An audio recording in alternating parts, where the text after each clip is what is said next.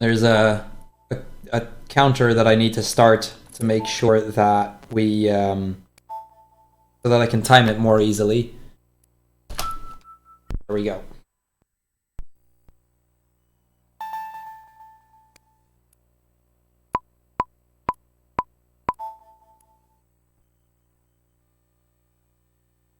Right here, I'm holding the down button. That's for the RNG manipulation. This is honestly the scariest part of the run. I wanted to make sure that we got this reasonably quickly. We'll know in about a minute whether or not we got it. So, and this is to get ourselves a starter with basically perfect IVs and basically the nature that we want. So.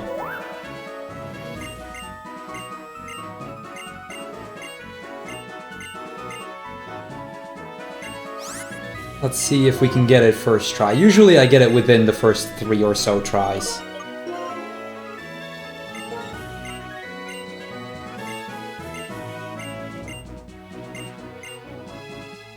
Okay, that's looking good. That's looking really good. We may have actually gotten it first try today.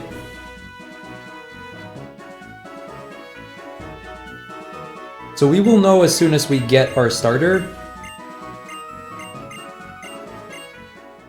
For those wondering, I'm playing on an original DS, DS Fat. The reason we picked black over white is because it's just ever so slightly faster at the very end of the run, but there's very little to basically no difference. Like, you can do this on white.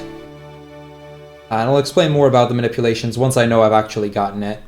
But first things first, we're gonna get a quick cutscene here. We're gonna get introduced to the first 2 of our 3 rivals in this game. Black and White 1's kind of a rival simulator of sorts, so we're gonna see a lot of rival battles.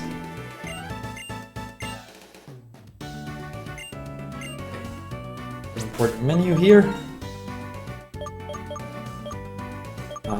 Do our options. We're gonna pick Tepig. That's the fastest of all the starters. All of the starters here are decently viable, but Tepig is the fastest by a pretty small margin, I'd say. Snivy is also pretty good. Oshawott is a bit slower, I want to say. I don't know about how much exactly, though.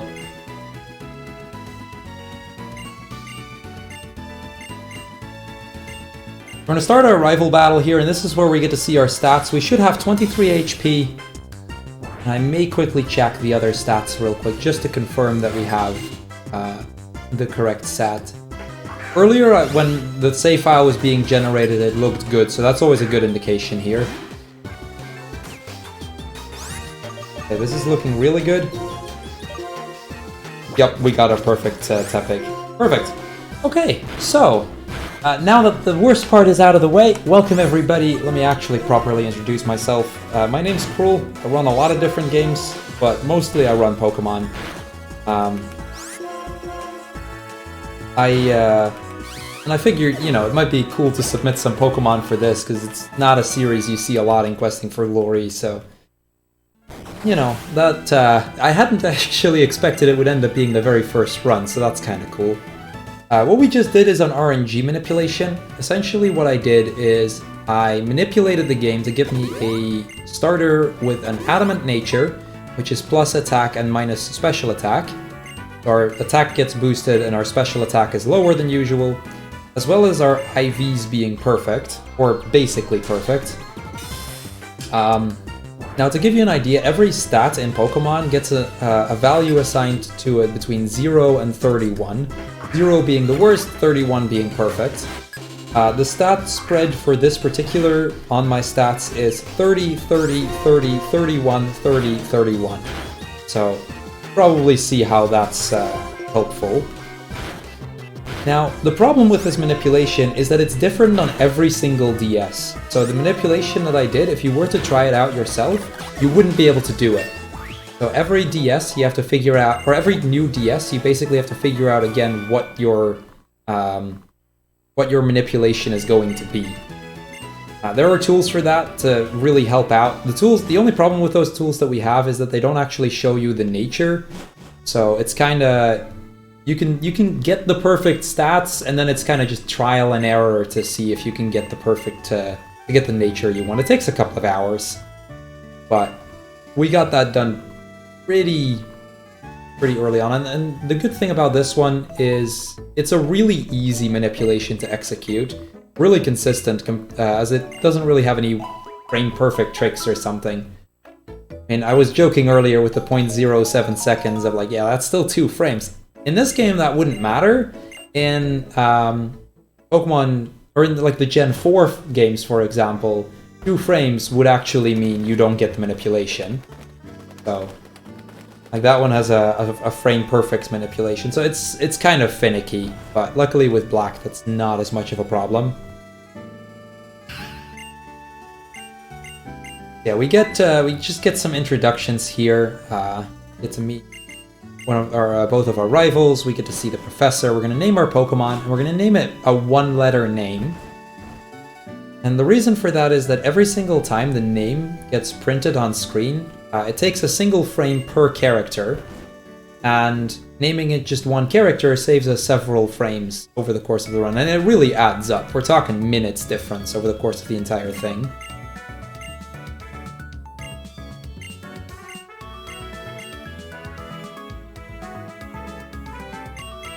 Here I'm being very careful not to mash B there. Going for T for Tepig, but S will do. Now once that's done, there is one more bit of RNG manipulation that we can do to save us a little bit more time, and that's a Route 1 manipulation. See, we can't actually manipulate much in this particular game. Black and White 2 uses a lot of RNG manipulation, like 6 of those timers that you go through. Black and White 1 only has the 1. The reason we can't actually bring the manipulation very far is because we just got an item, which is basically your phone call, and while you're in the call, the RNG moves forward every single frame, so keeping it beyond like Route 1 is basically impossible. Which isn't a huge deal though.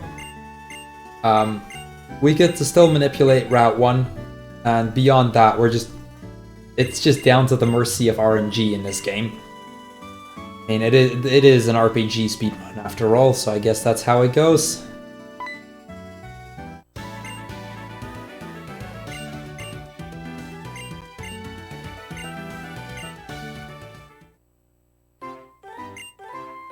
But before we do, we get a mandatory cutscene here. Unfortunately, this is there's no way to skip this. This cutscene is completely scripted, it always happens.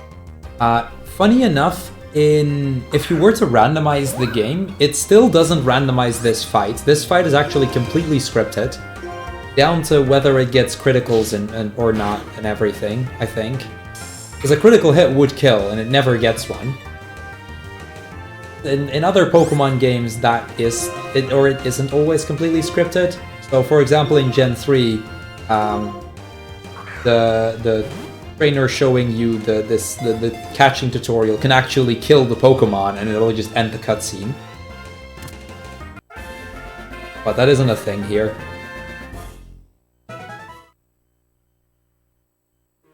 Now, my particular Route 1 manipulation is pretty straightforward, actually. It's gonna look a little bit weird. But all of the extra movement we're doing is just to avoid encounters on Route 1. It should guarantee us to get 0. Now, our 2 rivals are going to have a bit of a friendly competition here. They're going to challenge us to see who can get the most Pokemon by the end of Route 1. Our goal is to still be on Tepig.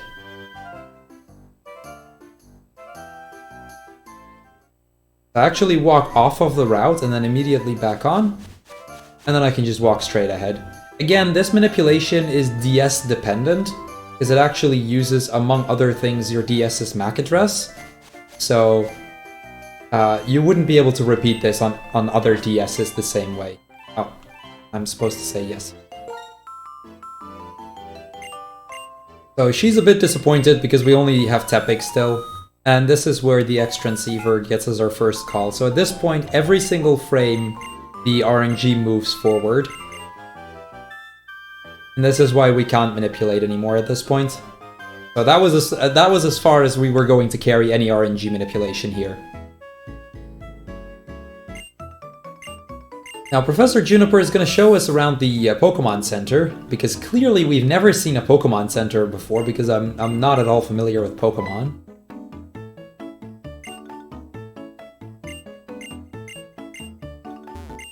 We have to heal here. It's actually required for us to heal, which is silly because we didn't see a single Pokemon and we haven't fought anything at all. But it's required.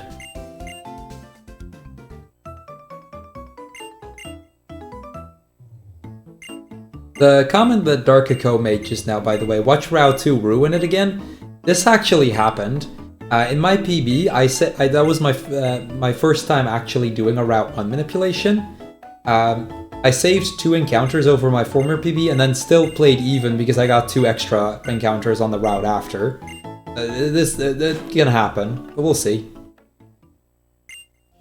So here we get to do some shopping. We're right next to it anyway. Mostly we're just going to buy a few potions. We'll be using Tepic for this entire run, so I don't really have to worry about anything in terms of catching anything at all. There's a total of 1 Pokemon that we have to catch that isn't required. And then there's 1 other Pokemon we're going to catch, but we'll just chuck a Master Ball and it'll only be used for the last 2 fights. And as we get out, we get to meet Team Plasma, like the big evil team. They're all about freeing Pokemon and whatnot. They're not that interesting. We're gonna see them a lot, and they're really... They're just not really that cool.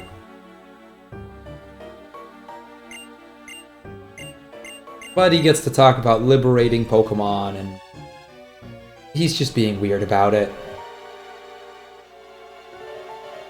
And right after, we're going to meet what I consider a third rival. He isn't technically a rival, because he's part of the evil team, but he's basically a rival.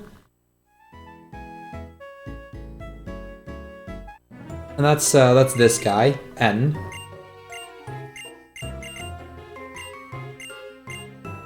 Now, N is pretty much always a pretty easy fight. We're just gonna make our way through this. He just has the Purloin.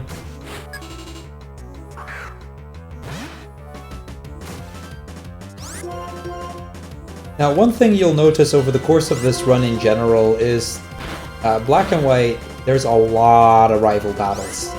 I think there is 17 in total that we work our way through.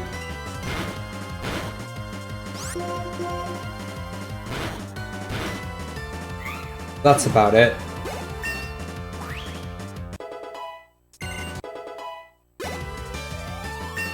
We get some levels, we learn Ember. Our special attack nature means that Ember isn't going to be very powerful. Or sorry, minus special attack nature means that Ember isn't really going to be that powerful. But we're not going to use it very often.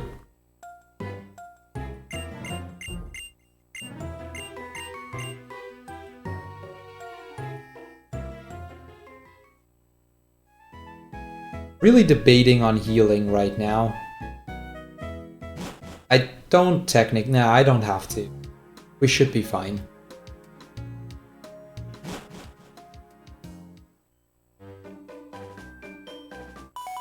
Now, one other thing that I hadn't really mentioned about the date is when we're making an RNG manipulation, the date is actually kind of important. In Gen 5, they had seasons, and for the run, we actually want it to be winter, because that allows us to skip a huge chunk later on, saving us several minutes. Which means it needs to be April, August, or December. Only those 3 months work. And even on those months, certain dates don't work because they'll have hail on certain routes, which is just annoying. Not completely a disaster if that's the case, but it does lose a little bit of time. Now, my initial goal was trying to get a perfect Tepig on the 20th of April 2069, but unfortunately that doesn't work. The 20th of April in general doesn't work. And then 2069 had no workable dates for me in general. Okay, this is kind of annoying. Did a lot of damage. We still win, but I definitely have to heal now. Yeah, basically the way that the seasons work in this game is it cycles through it by month. So January is spring, then February is summer, March is autumn, and April becomes winter again, and it kind of just cycles through it like that.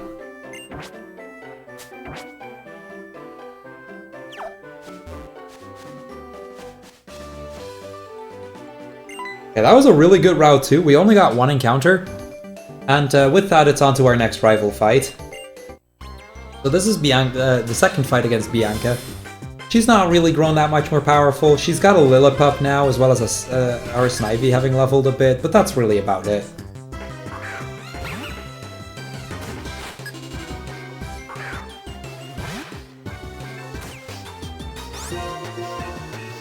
But for this Lillipup, we're just going to tackle twice. Our tackle is significantly more powerful, just because of the plus attack nature.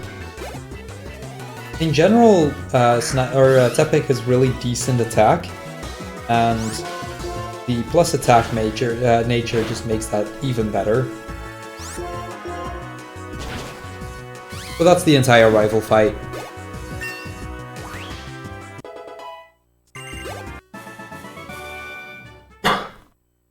Now earlier I mentioned we actually have to catch one Pokemon, and we want to make that significantly easier on us. We actually have a way to make it almost a guaranteed catch, which is by talking to this guy. He gives us a Dusk Ball, which in caves or during night gives us, I believe, a 3 times higher catch rate, which makes the catch chance for the Woobat we need to catch later, because that's our flyer, I want to say about 90%. And then we actually go into the route on the right here. There's a Pokemon we can pick up for free, which is really useful. There's 2 trainers we have to fight. I believe only one of them is technically required, which is this one, because we would have to fight her later on anyway. The other one isn't necessarily a required trainer, but the Pokemon we get in return does make it worth it. Because we're gonna get a free Pansage, which is gonna be our cut slave later on.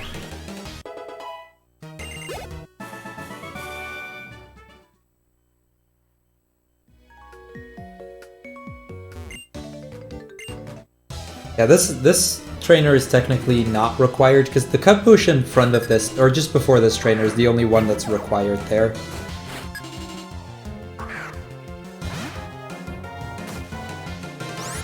There is a manipulation strat in this game, but we've actually already finished that. The manipulation happened in the first 10 minutes, and after that we don't actually manipulate anything. It's only the starter and the first route. So all of our IVs are either 30 or 31, and we always have an Adamant nature. You can run either Adamant or Naughty. Adamant is a bit safer though, and it happened to be the one that I got first. I could have tackled to get the kill as well, but because we were below a 3rd HP, I was in something we call Blaze. If you get below a 3rd HP on Tepig, all fire attacks will deal 1.5 times the normal amount of damage. And that can be really useful in some fights later on. Here we get Pansage. And we're gonna move on to our next rival fight. We can't actually enter the gym yet. We're gonna have to go into the trainer's school here.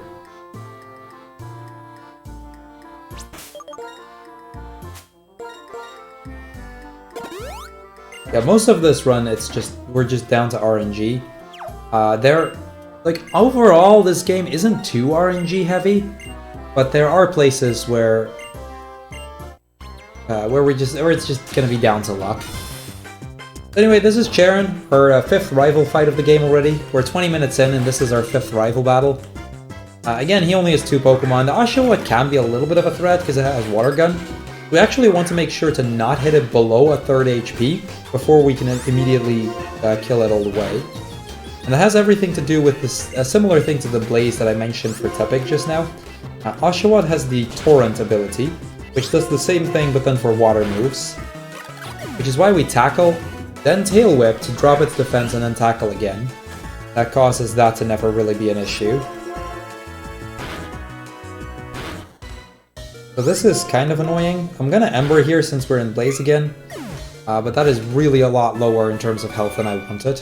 They've gotten a couple of unfortunate critical hits, but they haven't actually been dangerous at all so far.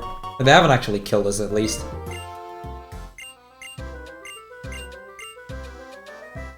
But now that he's defeated, we're gonna heal again.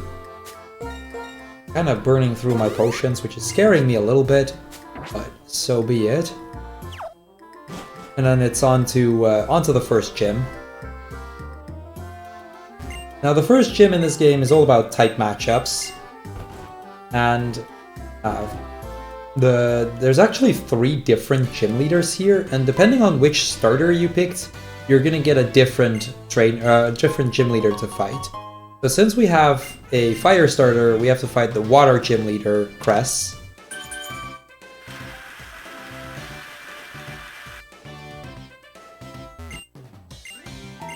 But first there's this trainer.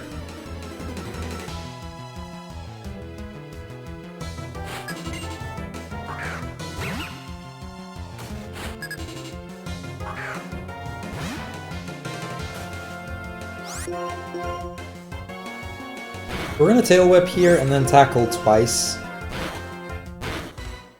Again, we're in Blaze, so I can Ember and hopefully that'll kill it. Ooh, okay, that is a little bit too close for comfort right there.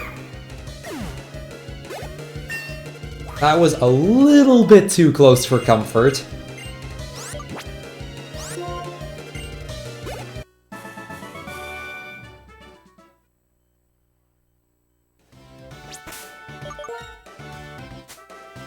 I'm gonna just use that fresh water, I think. Make sure we heal to full, because we're taking on way too much damage here.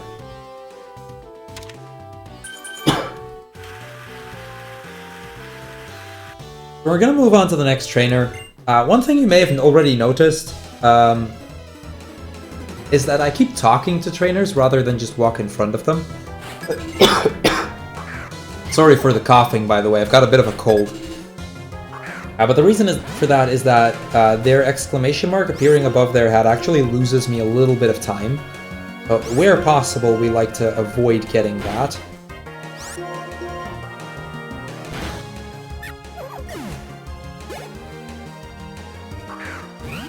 On to the Purloin. This is a pretty straightforward part. So we have full health going into the gym leader here. I don't necessarily need full health, but it's nice to have.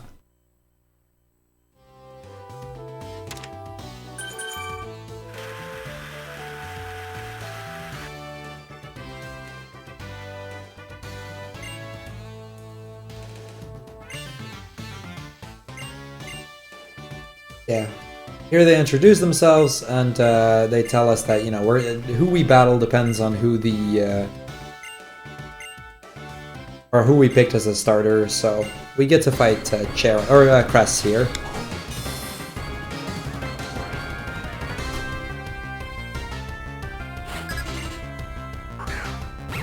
Now the first one is a Pat Rat, which we're just gonna kill the old-fashioned way.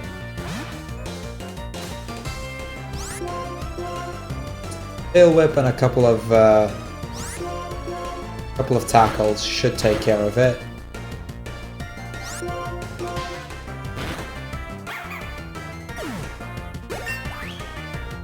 That's the first one down. Now comes the second one, and for the second one we're actually going to switch to Pansage here. This is one of the reasons why it's worth to... Oh, did I say Pat Rat? Sorry, I meant Lillipup. Yeah, this fight is one of the reasons why picking up Pansage is worth it here.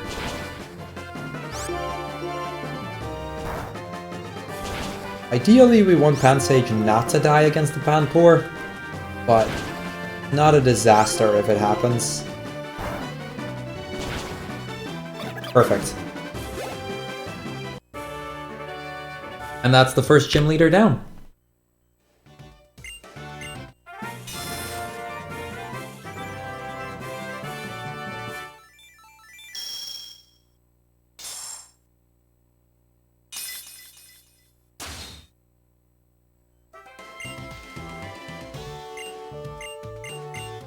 Now that this is out of the way, we can actually just move on to this next part. We're gonna get another evil team sequence here. It's a pretty short one. Two Team Plasma grunts that we're gonna have to fight. But before we do, we're gonna get this this cutscene here with this scientist lady. Now, all of what she tells us is basically useless. At the end of it, we're gonna get an item from her that doesn't have any use anymore. It would normally be the thing that connects you to like the Nintendo servers and you do all the online stuff. But since those servers are down, it doesn't actually do anything, and this is basically just a waste of time. Well, she does get us cut, which I think we pretty much only need for a cutscene revolving her, basically. So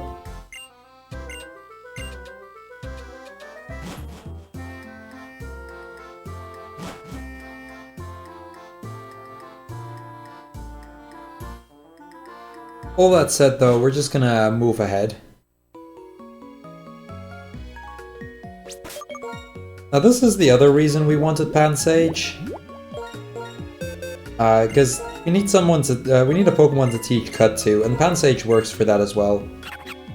So we have both the making the gym fight faster and easier, and the fact that we don't have to catch a Cut Slave, which is basically just what makes it worth it.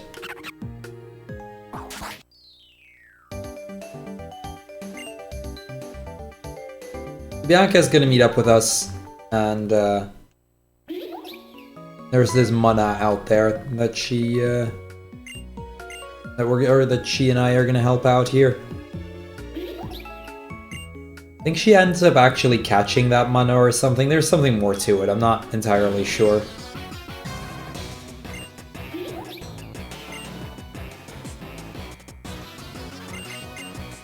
In any case, these two Team Plasma grunts, we're gonna fight both of them. Now, because of our minus special attack nature, Tackle and Ember won't kill, so we actually just have to tackle twice. Which doesn't always work in our favor. There's still the downside of that because of the amount of tackles that we use, that we may get pretty close to running out, which hopefully isn't gonna happen.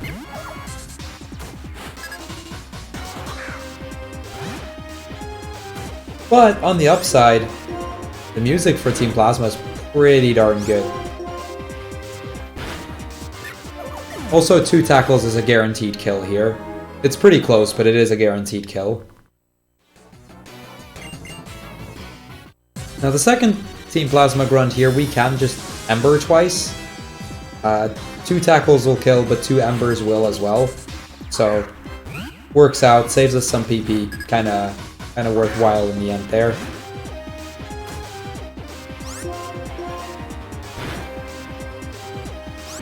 Fortunately, he used Sand Attack twice. Okay, we hit through the Sand Attack. There we go.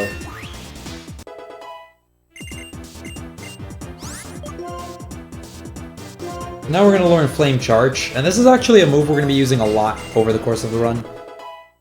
It has 2 major advantages. It's our first fire move that's actually a physical attack, making it much more worthwhile just because our physical stat is much better than our special stat. And the second bonus is that every single time we use it, we get a boost on our speed.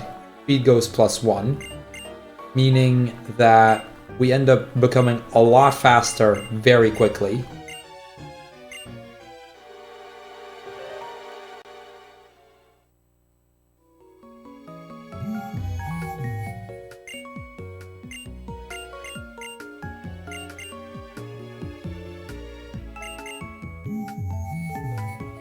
Now that this scientist lady comes over, we're gonna get some TM or something, and we're gonna move back to get that game sync, I think it's called. Whichever item she gives that would connect you to the online servers.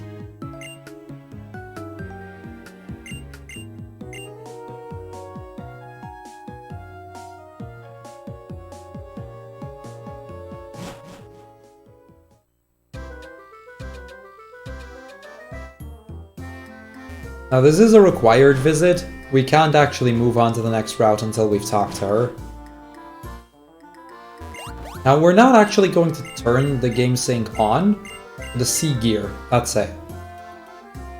We're not actually going to turn it on because it causes the game to lag a bit more.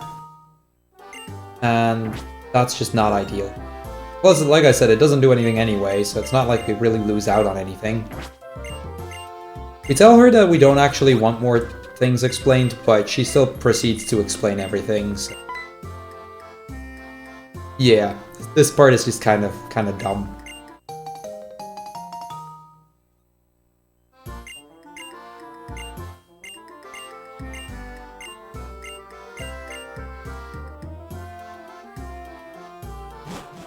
But now that we're done with that, we're gonna go to the center because we need to do a little bit of shopping, and then it's on to onto Route 3.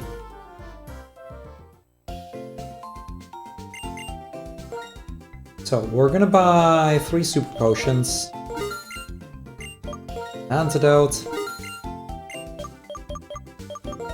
and 3 repels. The money management in this run isn't very tight at all. We actually have a decent amount of leeway in case things go wrong. But if all goes to plan, it shouldn't be an issue at all. Here we do walk in front of them. They're gonna get the exclamation mark either way. And yeah, we're just gonna do this fight. A funny thing about this fight is, by this point, I have to have a second Pokemon, otherwise this fight won't trigger and they won't let you pass. So I'm actually required to have 2 Pokemon at this point. We're gonna kill the first Purloin here. We're gonna leer the other. A little bit unfortunate that that died, but I'm not gonna bother with it. Normally in turn 2 I would heal my Tepig and Tepig would kill the Pansage, which wasn't necessary this time. But it does mean that I have to heal outside of battle to make sure that we haven't the health we need to continue. But I can just use an Oran Berry, so we're all good.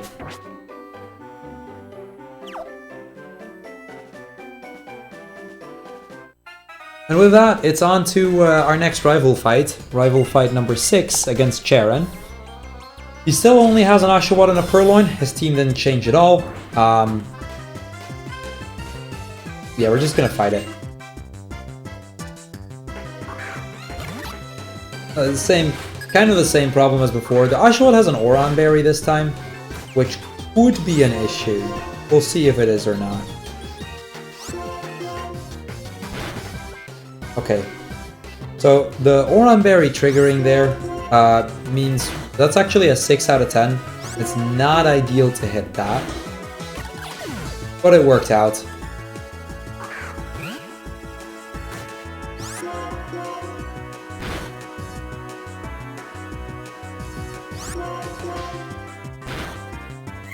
And there goes the Purloin. Easy fight, let's move on. Now Tepig isn't actually going to evolve yet. Most starters, you might think, evolve at level 16, but Tepig actually evolves at level 17. So we still need, I think it's 17, it might be 18. Pretty sure it's 17. In any case, it's not going to evolve yet. We also learn of 2 Team Plasma, or some Team Plasma grunts who stole a Pokemon from this girl. So we're going to rescue the Pokemon.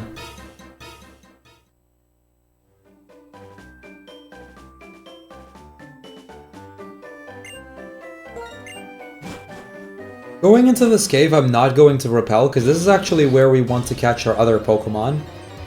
We might actually get it this... that's unfortunate. It's a 50% to show up. There's no way for me to manipulate it.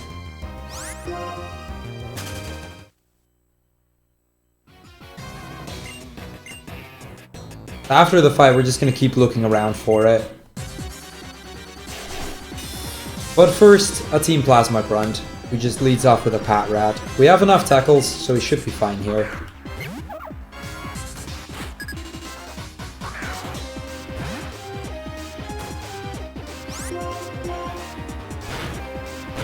Also, we are really low on our tackles.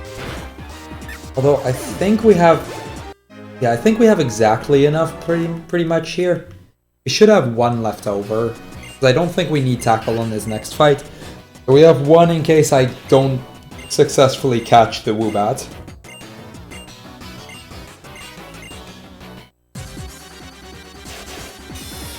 So here we get our first 2v2 battle. Me and our rival fighting two grunts. And this fight, it can be done in 2 turns, but it requires the Oshawa to actually help us. The worst thing it can do is water sport. That would actually lose us a lot of time. So hopefully it doesn't do that. Water gun is fine. I would have preferred it on the other one, but it's fine either way.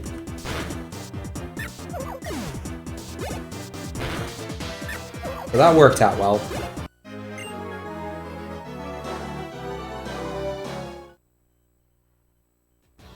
I think our health is still fine as well. Ideally, we want to be between 22 and 38 HP, which I think we are.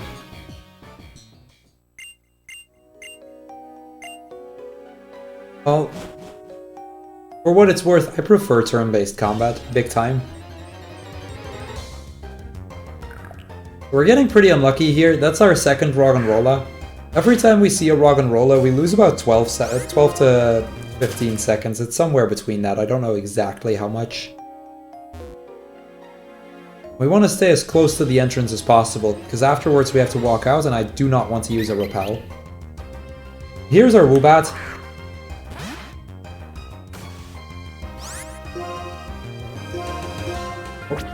This is what we got the Dusk Ball for earlier. So this is about 90% or so to get in. There we go. Woobat we want to have for Fly later on.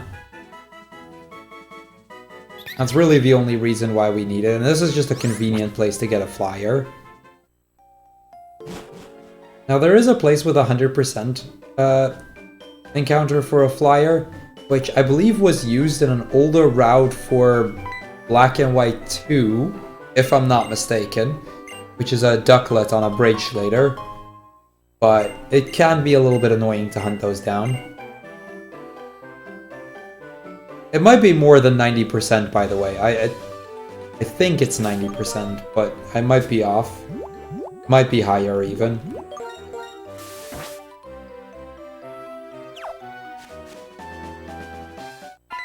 So this is where we're going to get our explanation of how darker grass works.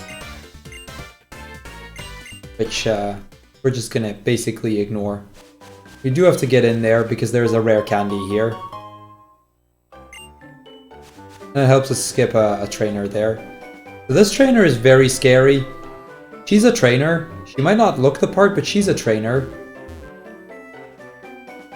I took it safe there by passing her above. That basically guaranteed that we wouldn't get hit by her.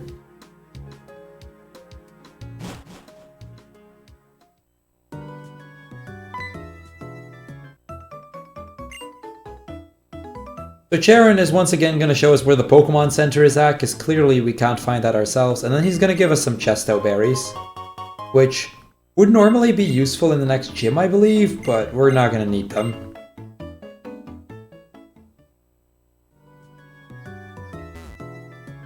Then we're going to pick up a few items here. This is actually the earliest place where we can buy X items. And X items are kind of a staple in Pokemon speedrunning. Pretty much every Pokemon speedrun uses a ton of them, and we're going to be using a lot of them as well. The X speed boosts our speed stat by 1 stage, and the X attack our attack stat by 1 stage, which is tremendously helpful for fights later on. We're also going to get the Charcoal, which while equipped boosts our fire attacks power by 20%, I believe. Now I gotta be a little bit careful here. We're gonna equip the Charcoal. Got a good HP value here, so we're gonna save the game. Because coming up is actually a pretty big run killer. We're gonna play it safe. Make sure the run doesn't die here.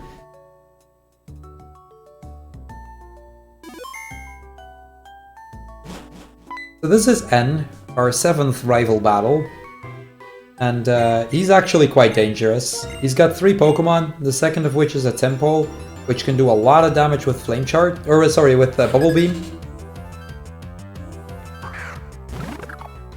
The Pidove also has Crrool, which is really annoying because we have to set up a few X attacks first.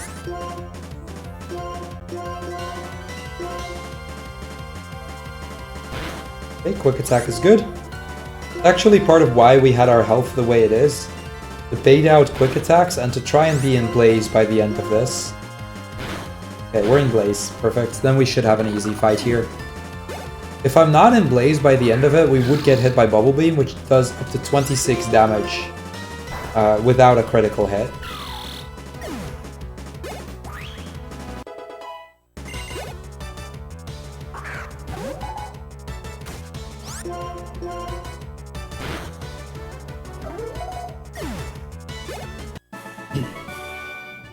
We're gonna evolve here, get ourselves Pig Knight, and there is a very important strat here, which is to not touch any buttons. We do not want to cancel this evolution, that'd be very bad.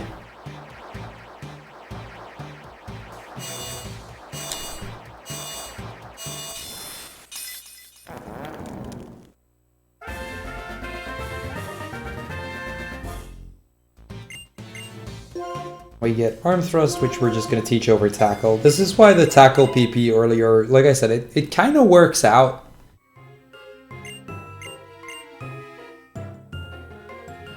We had one left in the end. And now we've got a new move, so back to full. Very important that we actually don't... We want to not take any centers for a while. And that's to skip a trainer coming up. Because there is a double fight in the forest after this gym. This is a gym, by the way. Or rather, the gym is in the back of this museum. And, but in the forest there's a double battle, which you can skip if you only have one healthy Pokemon.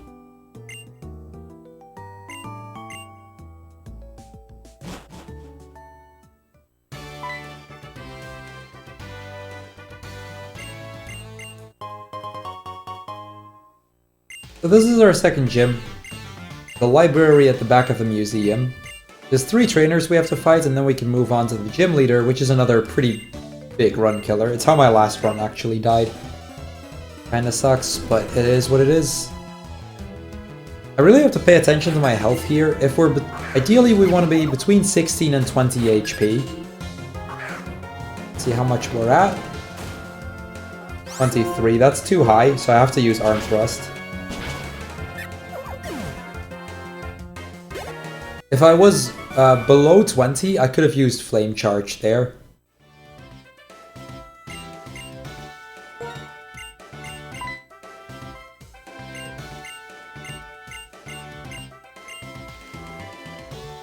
Here we have to read some books, and that's gonna slowly lead us towards the gym leader.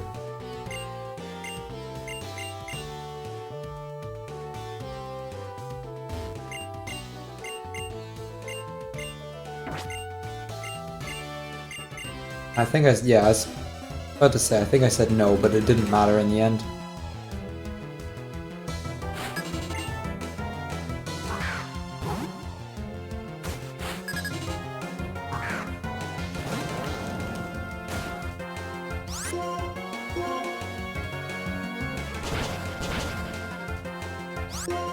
This fight can be a bit of a pain here, especially if we only hit twice both times. But we were hit in Blaze, and we're actually at a really good amount of Blaze now. At this point, 21 HP is Blaze, and we're on 20, so a really good amount.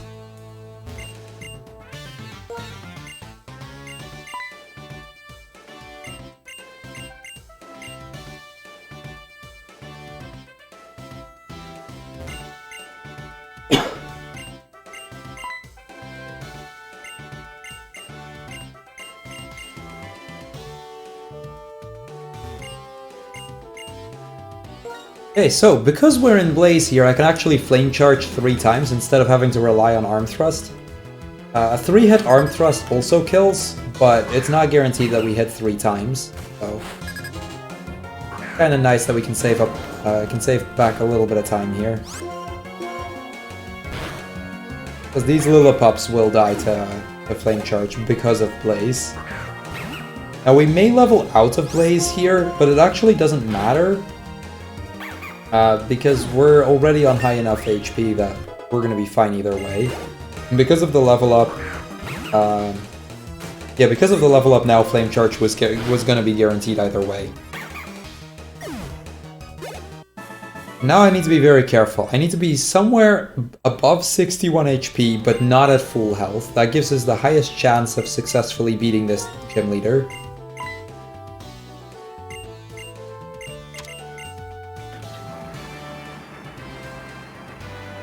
I think I can achieve with 2 potions. That should put me on 63.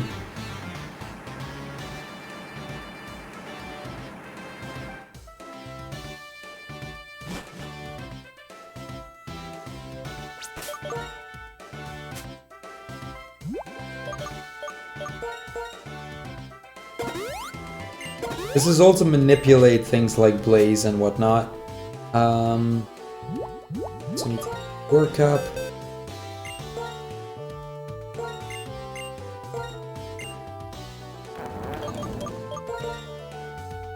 Work up over Tail Whip there. I'm gonna save the game again. This fight is just notorious for giving you a bad critical hit and you're just dead.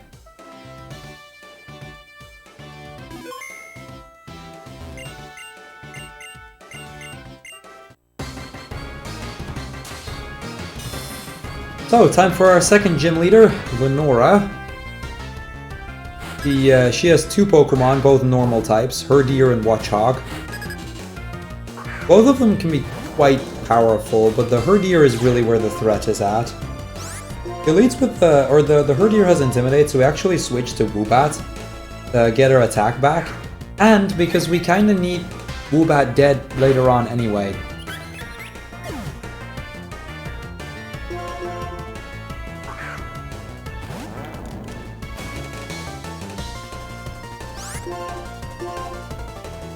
Now we work up twice.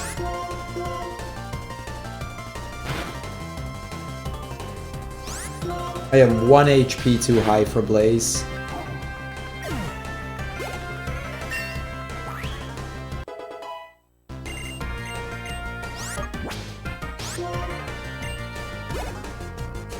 It's really unfortunate. You really want to be in Blaze at this point.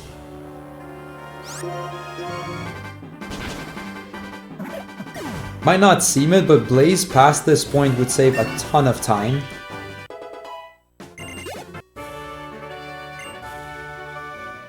But we don't have it, so we're just gonna have to deal with not having it.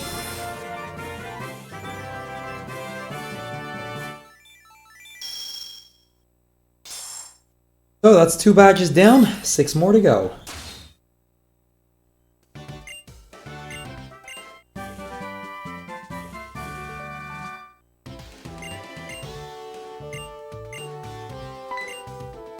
But right after the gym fight, Lenora's husband, the curator of the museum, runs in. Turns out that Team Plasma is causing some trouble again.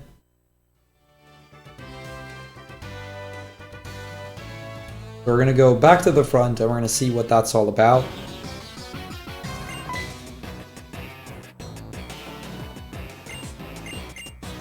And it turns out that they're here to steal the Dragon Skull.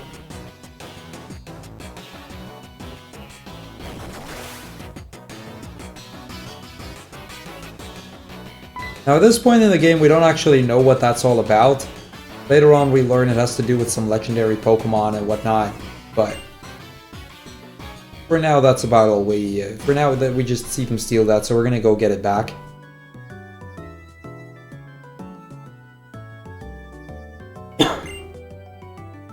We also run into Berg, the next gym leader.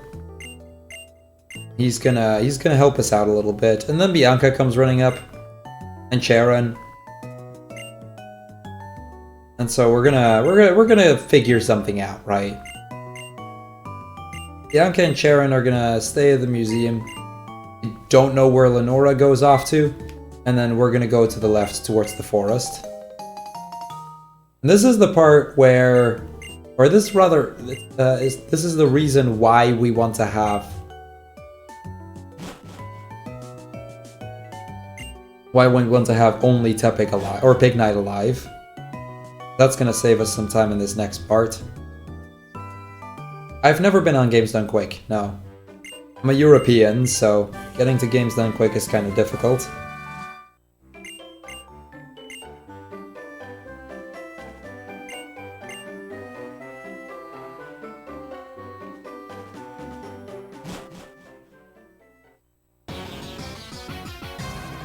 So Berg here is going to take the easy path. He's going to go straight ahead, and he asks us to go through the woods, which I'm not sure if I agree with him on this, but we're just going to have to deal with it.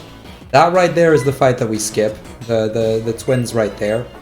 Had we had any other Pokemon alive, we would have to fight them.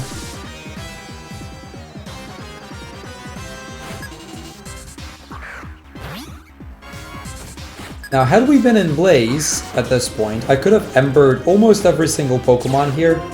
But because we're not in Blaze, we have to deal with things like Arm Thrust and just kind of hoping that things work out. The big downside is that that kind of messes with my PP management, which means I'm going to have to take a center in the next town, which isn't a huge deal, it's mostly just a little bit annoying. Well, thank you, Rogue. I appreciate that. Glad you're enjoying it.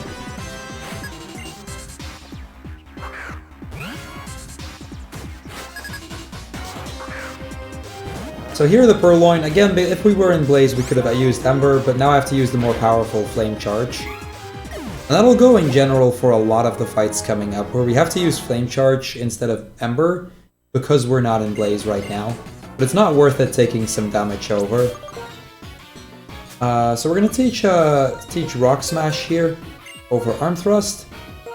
Arm Thrust kind of has the problem that it's a little bit slower than most moves, and it's kind of unreliable, so not ideal. And we have to be in the menu here anyway, since I have to use a Repel.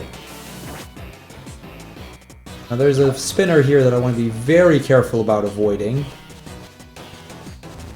Cool.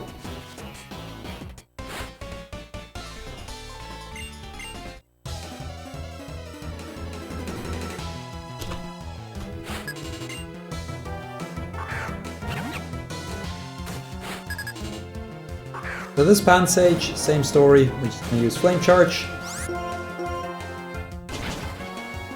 In my own chat just now, somebody asked the question if I'm not very far out of Blaze. I'm 5 HP off of Blaze right now, in case anybody was wondering about that. Blaze is 25 HP at this level, and we're on 30. I want to be very careful about avoiding certain hidden trainers here.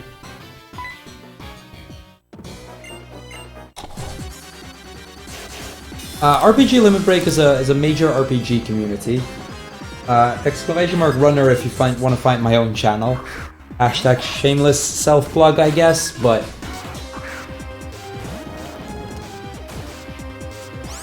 yeah, this is absolutely a community thing, and just, you know, shout outs to High Spirits and the gang for actually setting up this event. Here my Repel wears out, but there's not really a lot of grass we have to worry about. I want to be very careful here again about the movement, make sure that I don't hit any extra trainers. So this is the last Team Plasma Grunt. This time around we can use Rock Smash as well as Flame Charge on most. But I think we have, depending on how much Rock Smash I have, I can just Rock Smash everything. We're full on Rock Smash. We're good.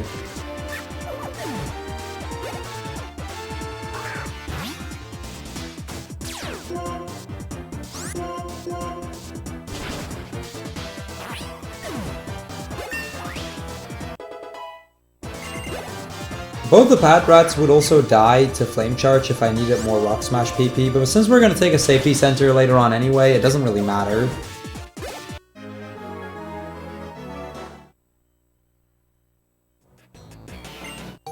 We're gonna get the skull back, and that's when the other two gym leaders are gonna meet us again. We're also gonna see one of these sages. These people are kind of involved with Team Plasma. I think it's on stream, King. But again, if you type !runner, I believe it gets... Oh wait, no, you just did. Runners, sorry.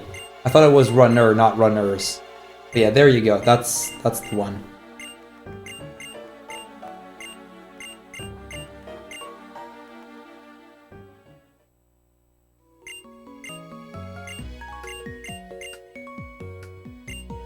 No, we don't have to take any extra trainers. Like, we just fight every required trainer in the fight and no more than that. So we pick up the Moonstone here. And with that out of the way, we're now able to move on to the next town where the third gym is at. Dodge everything here, move on to the bridge.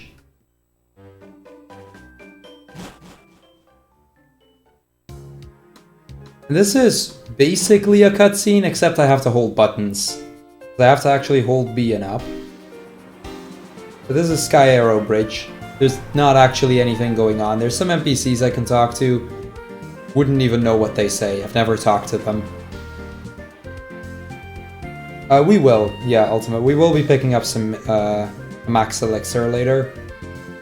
Not sure about Ethers. There's not a lot of items we pick up over the course of this run, but there are a few.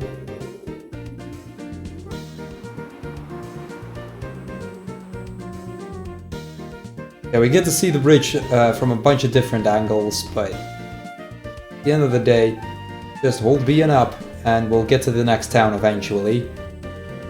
We get to enjoy the music, right? That's still something.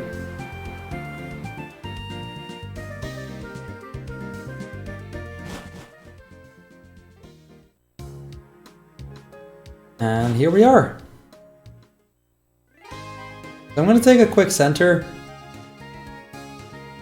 Just for safety. Downside is that I have to wait for her to go out of the way before I can even talk to the center lady. We can't immediately go towards the gym leader here. Ideally we would, but there's a few Team Plasma grunts we still have to fight first.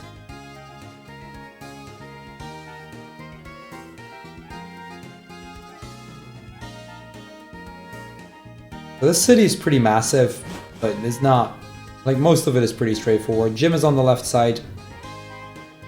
We try to enter here, which is when we see Charon run out.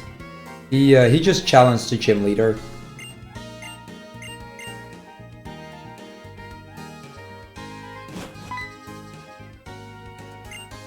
And then we see Berg running out as well, and basically now we have to backtrack a little bit to one of the docks, which is where we're going to meet both Berg as well as, well, technically a gym leader, but not a gym leader we're going to be seeing over the course of this run. There's actually a very small difference in terms of gym leaders between Black 1 and White 1. And Iris, who you see on the right here, the purple-haired girl, she's actually a gym leader in in White 1, but not in Black 1. The Pokemon she has is the same. Like in general, the two are the same in both versions. Strats for the fight are the exact same in both versions. I think it's just a difference in natures that the Pokemon have between Black and White. But it's her grandfather that we actually fight in this one. Her grandfather is the 8th gym leader.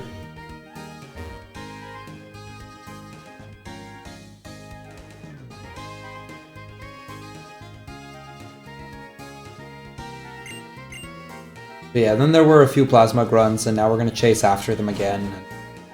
We're going to fight a few of them.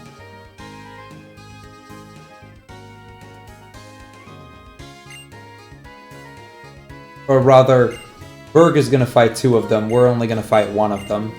But it's a pretty straightforward fight here.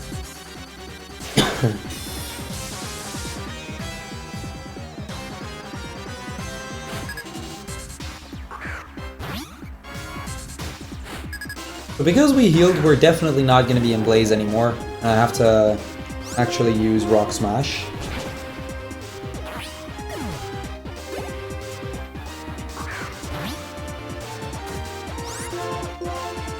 Which is fine, because we actually have enough PP. The downside of not being in Blaze earlier, and which is also the reason that we use the center, is if you're not in Blaze for that part, there's a chance that you run out of PP before hitting the next town, where we're required to take a center anyway. Right now we're doing just a marathon run, so this isn't an attempt at a PB. This is no resets, just getting through it as fast as we can. Normally, if I'd be running this, I'd be going for a PB. I'm not even close to world record. I'm like 15 minutes off, which I guess on a 3.5 hour run isn't huge or anything, but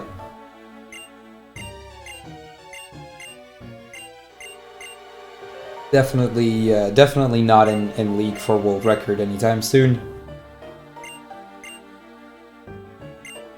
But I mean, since we have some downside, I think I might as well. Generally speaking, I consider myself more of a jack of all trades, master of none kind of speedrunner. So I run a lot of games. I think I have like 80 games or so that I run. Which means I'm also, like, there's not that many that I have the best time on, just a bunch that I have a decent time on. I actually learned this run as part of a Pokemon series race that happens once a year, which was last July, where we played 37 Pokemon games back to back. So before that I hadn't even played this. I actually learned Pokemon Black for that race specifically. My favorite Pokemon game would be Pokemon Gold or Hard Gold. Probably Gold as a speedrun, Hard Gold as a casual. Crrool is pretty high up there as well at the moment.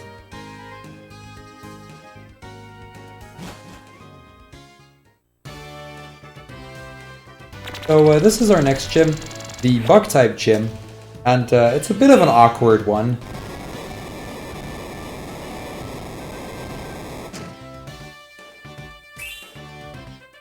There's a lot of this honey that we have to go through. Most of the gym is pretty easy, because we just, you know, Fire-type, Bug-type gym, you get the drill, but yeah, so far I've only completed, like, I technically run Dragon Quest XI, but the only run I've technically completed is 100%, so count that as you will. One day I'll get an any percent run done. I guess that's the other thing, I do a lot of long runs.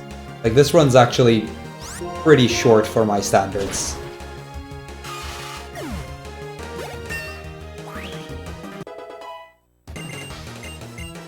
We're not going to learn rollout here, it's too unreliable. Now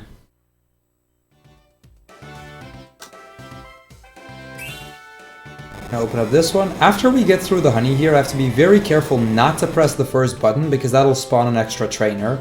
We really don't want to fight him.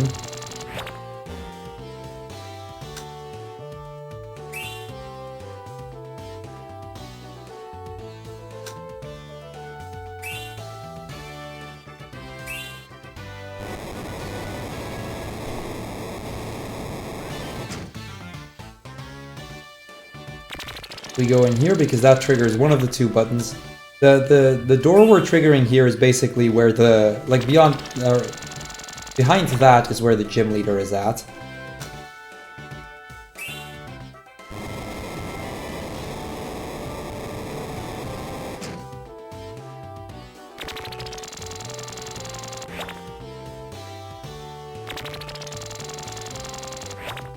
And again, the button down here is another trap tile. That also has a trainer behind it.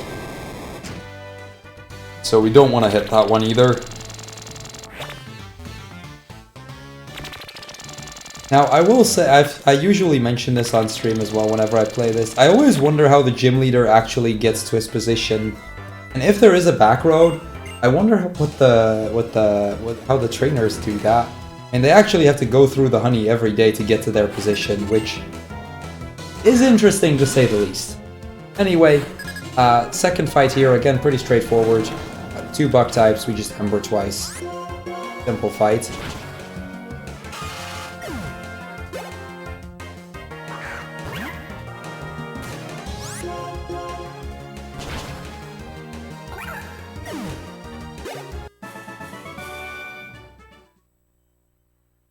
We hit the button here, that opens up the last gate, and with that we can move on to the actual gym leader. Now this gym leader is a little bit more difficult. There is a fast strat for it, but it's only usable if you're in Blaze, which we're not. We're gonna have to fight him the old-fashioned way. The main reason this fight becomes a little bit more difficult is because his second Pokemon is a Dwebble, and that's part rock type, so my fire attacks aren't super effective anymore.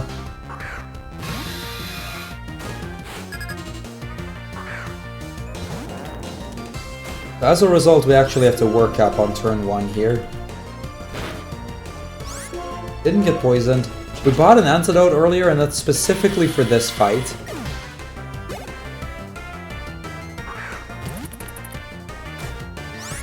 Here we Rock Smash before we go for a Flame Charge.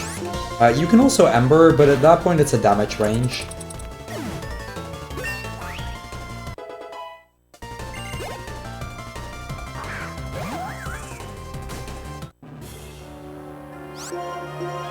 Now the Leavanny Grass Bug 4 times weak, we can just Ember that, it dies easy.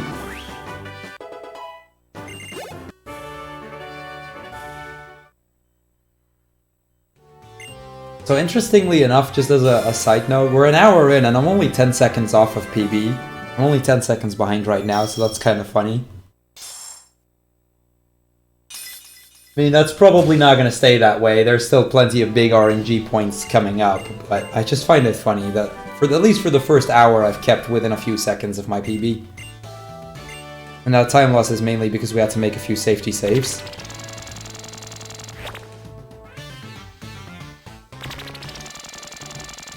Yeah, now that that's out of the way, we're going to move out of the gym. And, you know, it's been a while since we've had a rival fight, right? I mean, our last one was, well, it was just after the first gym. That was our 6th one, I want to say. Well, technically we had N just before the 2nd gym. But it's been more than a gym since our last rival fight, our 7th one. But I think it's high time we moved on to the next one. Just gonna make our way through the town. On the right here, you can actually get an Eviolite, which is used in the Snivy's route. The Snivy is just not bulky enough to tank a lot of hits, but with Eviolite it kind of works out. It's actually just a little side fact there. So rival number 8, Bianca, or our 3rd fight against Bianca rather.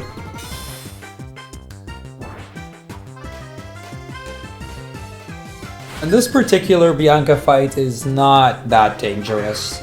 She leads with Herdier, which will actually have a chance to do some damage, but beyond Herdier, not much can happen. We're gonna work up twice. Just gonna let the Herdier take some damage in the process.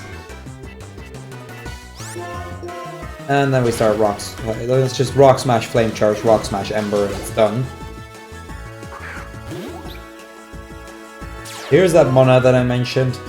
He now has a Mona, which can be dangerous, I think, later on. Because we don't do well against psychic types, but it just never really gets a chance to actually be dangerous.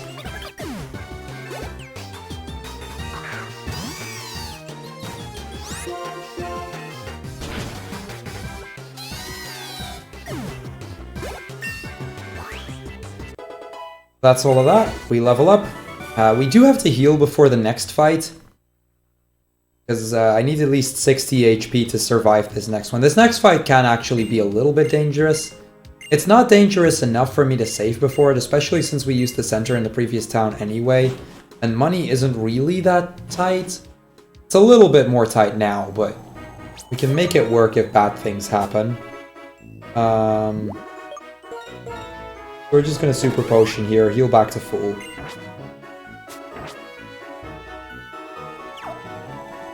So, yeah, about rival fights. This is Rival 9, our 4th fight against Charon. Like I said, it'd been a while since we had rivals, so we need to make up for that, right?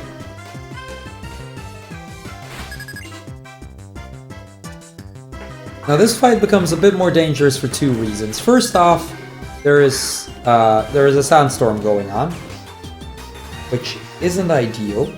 The second problem is we have to actually set up on DWAT, since Pidove has Growl, and that kind of just completely negates all of the setting up that we did.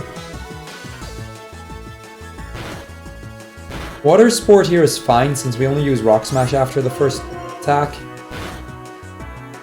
That crit mattered. That is not a one-shot without a crit. So that's a really good fight then.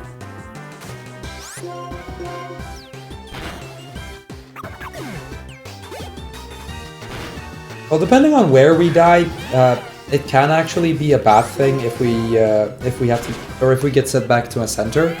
Because we also lose a good chunk of money, and on some occasions we need that money, but at this point the money management isn't tight enough anymore that it's a problem. Early on the deaths are a bit more punishing because of that, because when we buy our X items, I think we have like 72 left at the end of it.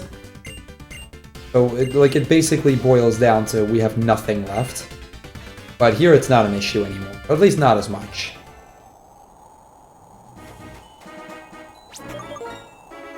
We have one more repel. We're going to use that here. It's just so I can go through the sand and avoid as many trainers as possible. There's a spinner up here, which we have to pass him quite a few times. We got the first pass pretty cleanly there.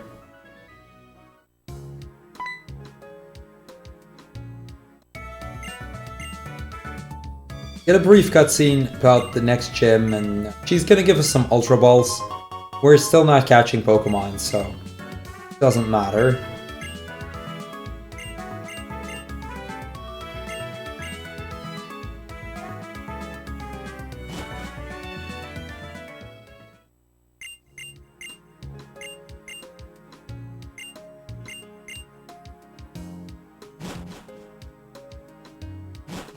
As we head out here, we see some more Plasma Grunts. These guys stole something from this man. He's the daycare guy, and he's gonna ask us for help here.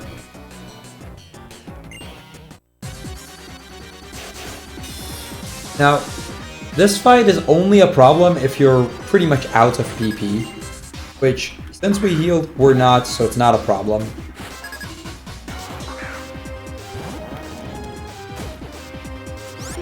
If you're out of Rock Smash at this point, you can Flame Charge, but it's a damage range, unless you're in Blaze.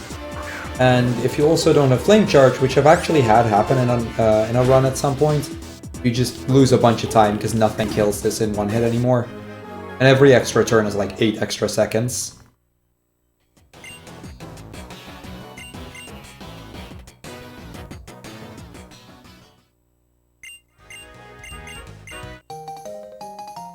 And this is where we get our bike. Very useful item right here. We're not going to be getting on the bike right away because I have to go to the center right now and do some shopping, and we get some stuff. So we just wait a little bit. We'll get it registered when we're in the menu anyway. That actually works out to be slightly faster. So very important here, I want to buy Return TM27. We buy a bunch of Hyper Potions.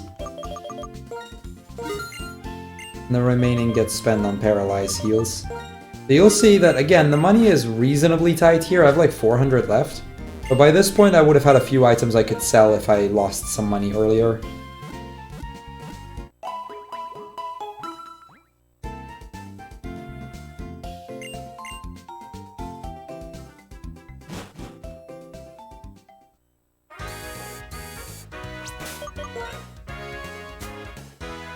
Okay, so here goes. We're gonna teach Return. We're gonna finally get rid of Ember. Now we don't have any special moves anymore.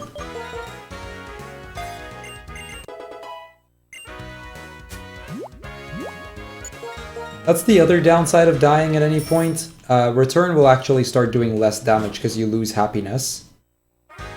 So dying is still kind of bad. But yeah, anyway, next run killer kind of coming up here. This is this is where our third fight with N and our 10th rival battle in total is going to happen, but not until after we've gone on a date with him.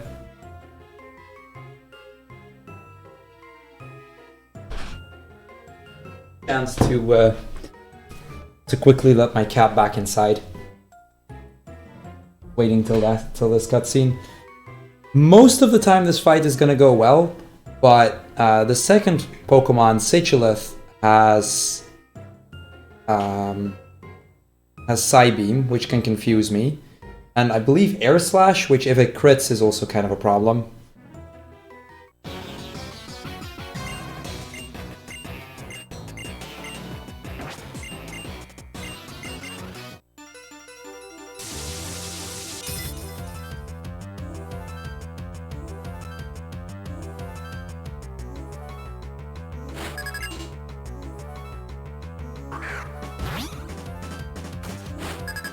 We're gonna set up on this Sandile here. One workup will do.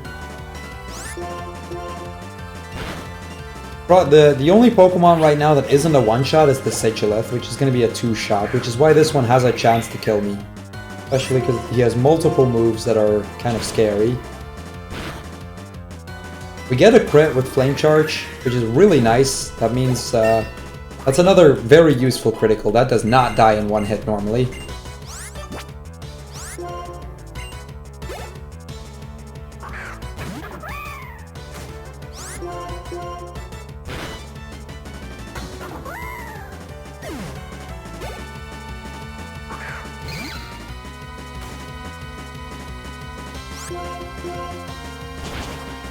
So there we go. That is our fight with N done.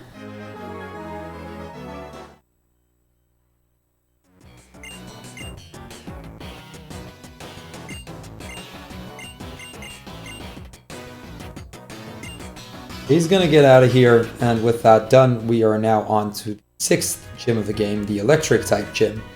This gym is probably the most annoying one. Not necessarily a very difficult or dangerous one. It can be, but it usually isn't. It's mostly just a very annoying one. There are, I believe, 5 Pokemon in this gym that have Static, which, upon using a physical hit, has a 33% chance of paralyzing me.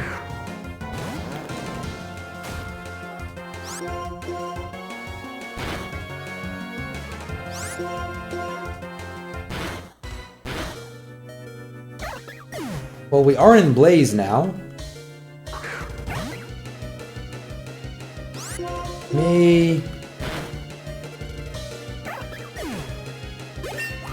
Yeah, I have to use a berry. That puts me on 28. That easily keeps me in Blaze. Where's the berry?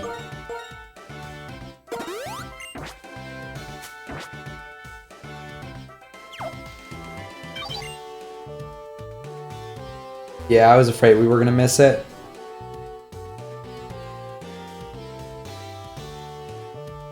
Had I not menued, we would have made the cycle. That's okay, though. Not a terrible cycle to miss.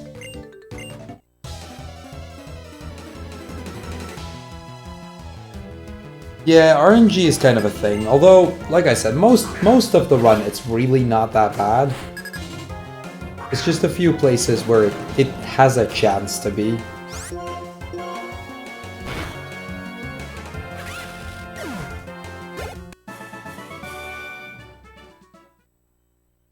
But we didn't get paralyzed by the first trainer already, so we're off to a good start. We just wait for the roller coaster cart here. This? Our next trainer is inside of it. Because the reason I wanted to stay in Blaze, by the way, is because on the next fight, Lady Colette, I can actually skip using workup because we're in Blaze.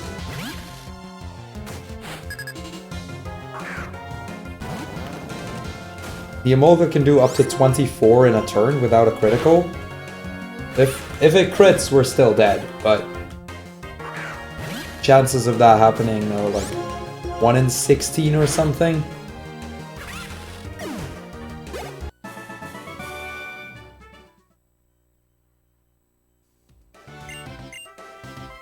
Oh, it's one of those cases where it's a worthwhile risk. The 1 in 16 to lose like a minute, but we save 8 seconds on the other 15 out of 16.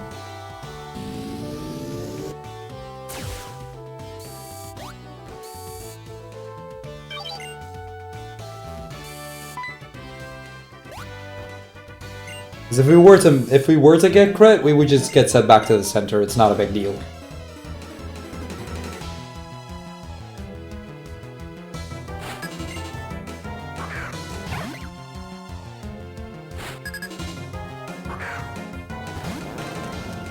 Here's the Emolga.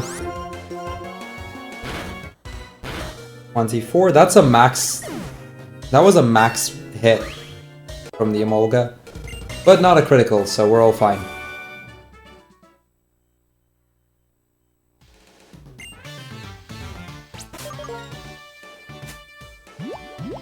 But we will Hyper Potion here, because I definitely do not want to be low health for the gym leader.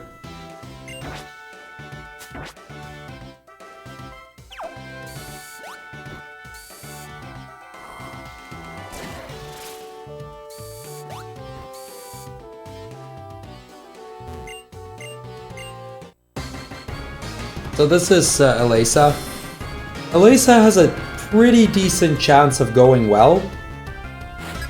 And if it goes well, it's a really easy fight. But there's also a pretty decent chance that it doesn't go great, and we have to do some improv strats. Pursuit is a good start here.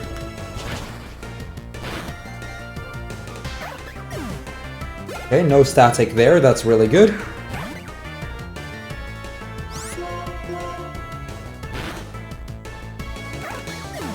Okay, that's a perfect fight.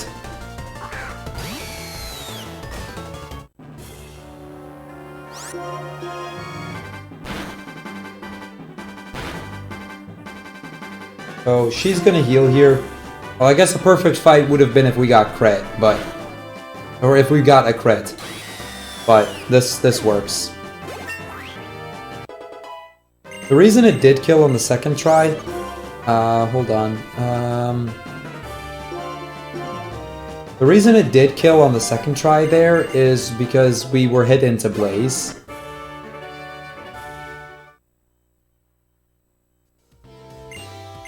Okay, I'm surprisingly close to PB still.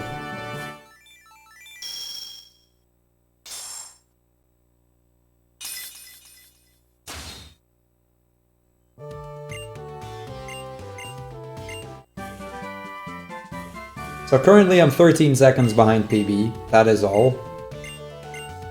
And this next segment is where my big time save is at in PB, so who knows, we might actually be ahead of PB at some point in this run. That'd be kind of funny.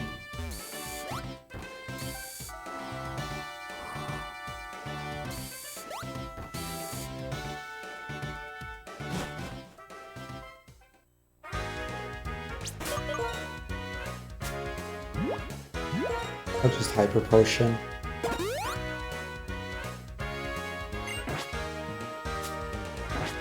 Probably should have used an Oron Berry to heal to 40 exactly. It doesn't matter much.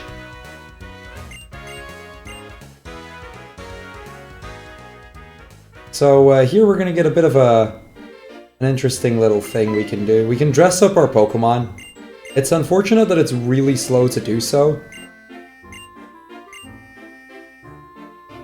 So we're just gonna skip through it.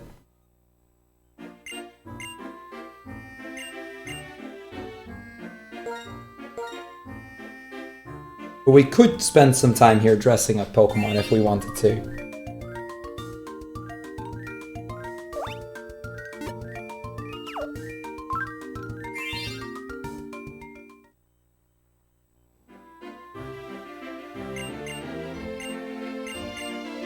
So that, you know, just instantly finishing that counts as dressing it up. And with that, we're gonna go back outside, and we're gonna get some sad cutscene between Bianca and her father. Her father wasn't very accepting of her becoming a Pokemon trainer, and he now accepts it, and something like that.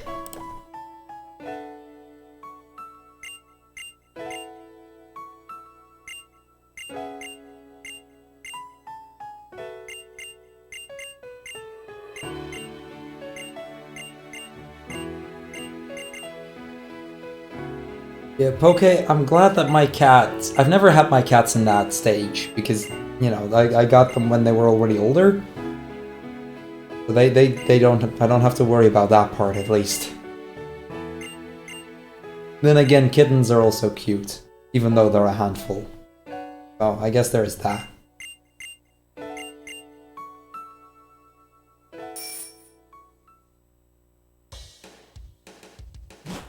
We're gonna move on to the next route, and you know, we've got a gym leader down, so how about them rivals? So this is our 11th rival battle, and our 5th one against Charon specifically.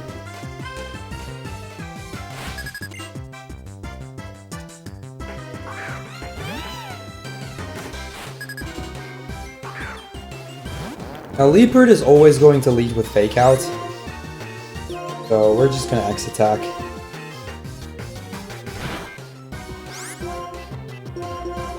Had I healed to 40, I would have been able to skip this second X attack, but I wasn't. I didn't do that.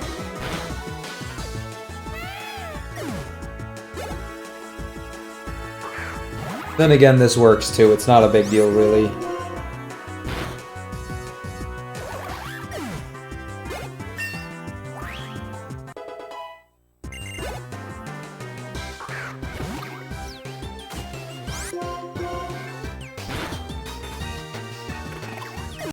There goes the Tranquil.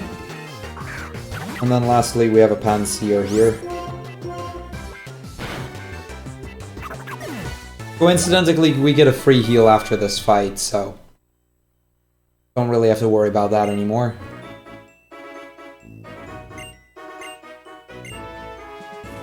We also get to meet the champion of this region.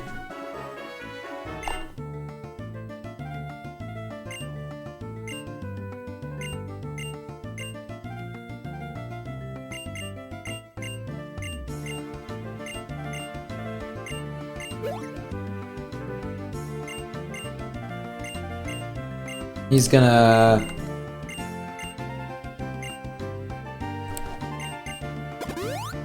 Well, he's gonna have us challenge these two kids.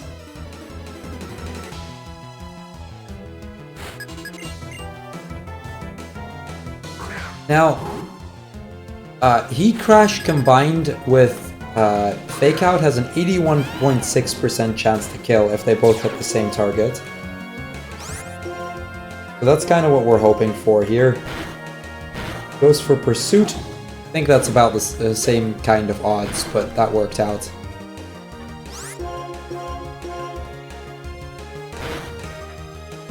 And because of that because of that takedown and the damage it took there, we also got the second one. So, real nice fight.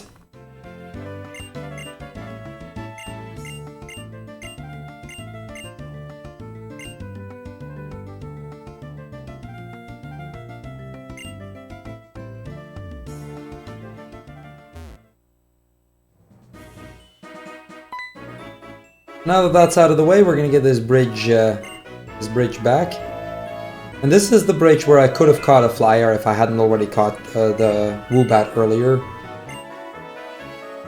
Ducklet is basically 100% encounter. Like, if you get into a Pokemon battle, it's guaranteed to be Ducklet. It's just that getting into a Pokemon battle is kind of tricky.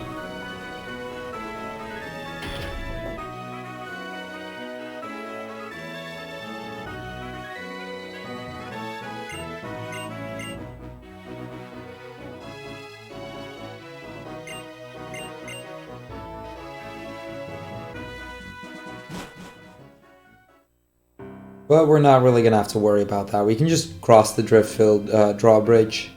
I have to make sure I don't get into a battle.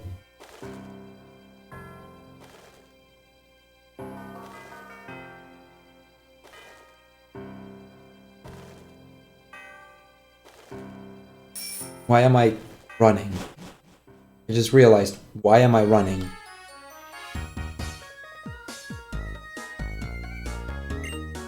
Don't know why I was. Running or cycling isn't that much faster, but still.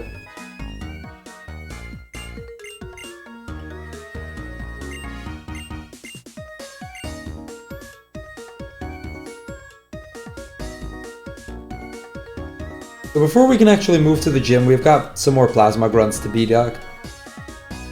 There's a few plasma grunts in here that we need to fight.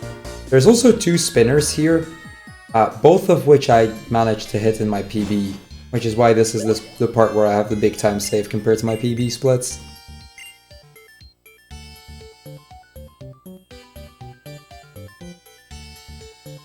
I don't trust it. Oh, come on, really? Well, we hit the first one.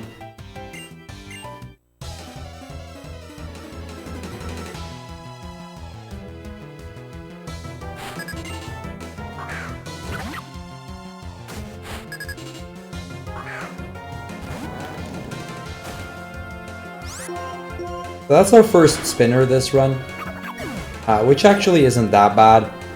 Fine if we hit a spinner or 2. Ideally, we want to not hit any, because every spinner not only loses time, especially before the 6th gym kind of messes with my moves or later on, but it's not a disaster.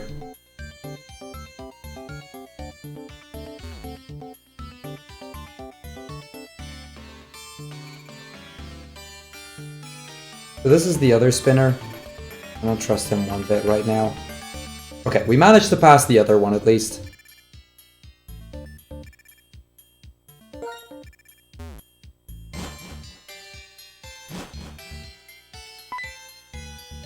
So in here we find one of the sages and 8 grunts just all huddled together to try and stay warm, because they were hiding in here.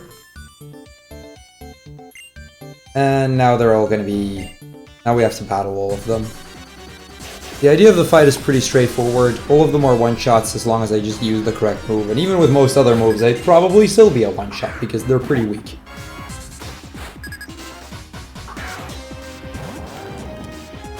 But hey, at least their music is good.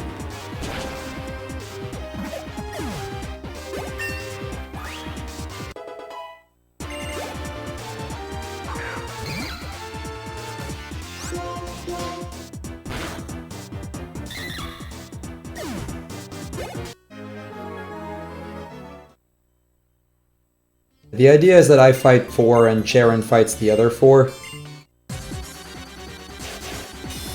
So we're just gonna fight 4 of them.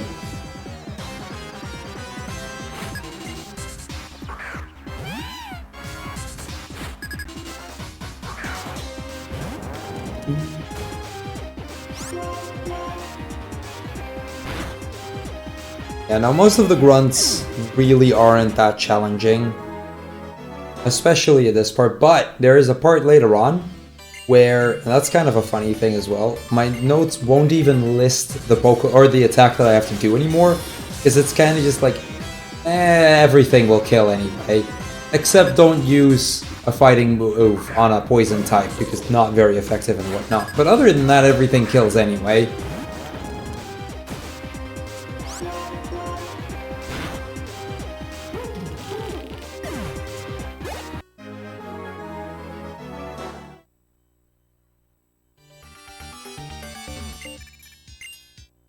Yeah, overall, we don't really have to worry about it much.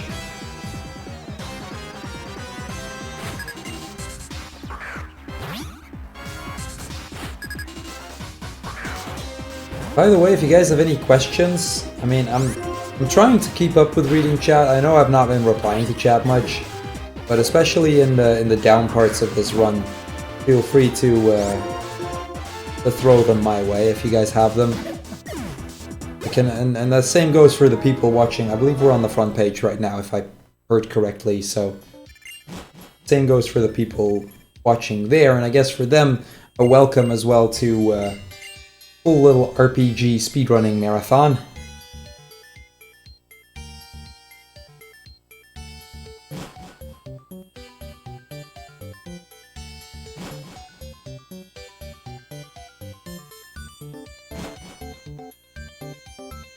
My favorite starter? Probably Cyndaquil.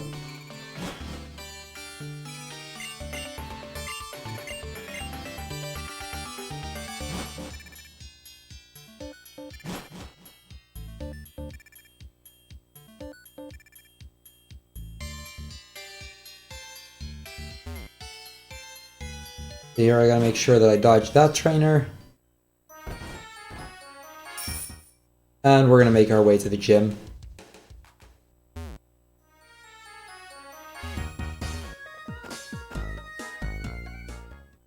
You get another cutscene with one of those sages. And a bunch of grunts and the gym leader and... Yeah, not particularly too interesting here. I believe we have more than enough health still. We need 63 HP at this point.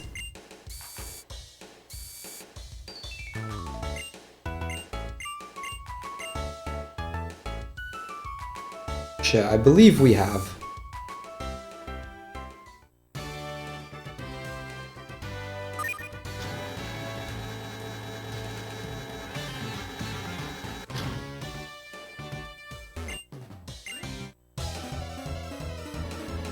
That's mainly because this first trainer... This is, by the way, the ground type gym. So there's a lot of ground and steel types here. But there's also Palpitoad, which is a ground water type.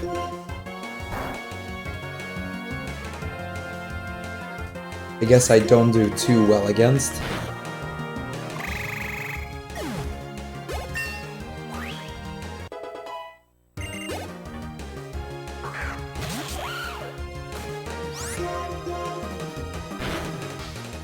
And then the Drillbur goes down pretty easy to a Heat Crash. The way Heat Crash works, by the way, I haven't mentioned that yet, is it deals more damage depending on the difference in weight between the Pokemon. So the power of Heat Crash is higher for lighter weight Pokemon.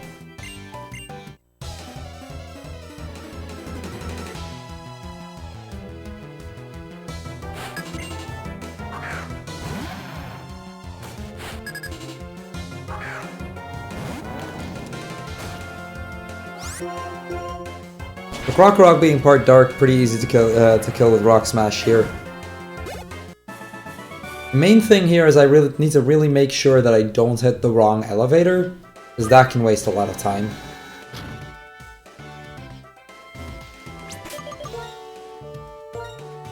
Just to be sure of that, I'm going to actually even make a safety save. This is immediately also the safety save for the gym leader if we really end up needing it, which we shouldn't, but...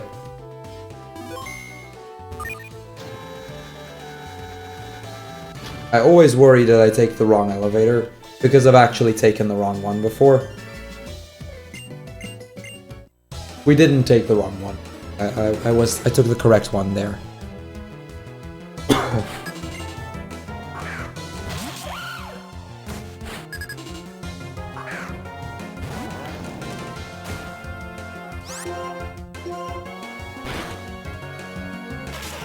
We might... Maybe best to not put any Sword and Shield spoilers in chat, though, Eric. I don't know what the answer is to that. I don't know if it's known. Maybe, but let's avoid Sword and Shield spoilers. I think that's, in general, probably a smart thing to do.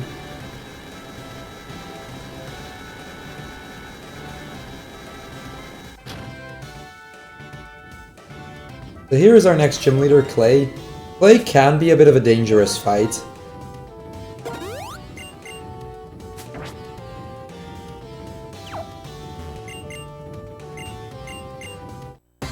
Sword and Shield in general, probably smart, yeah. Probably smart to just avoid it altogether. In any case, this is Clay. Clay is actually kind of an annoying fight, mainly because of the Palpitoad.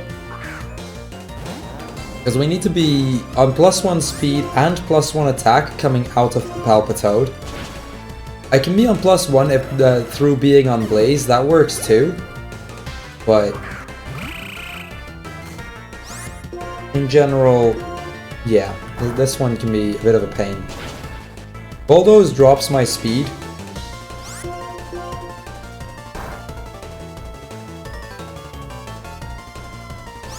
Yeah, I have to use an X attack here.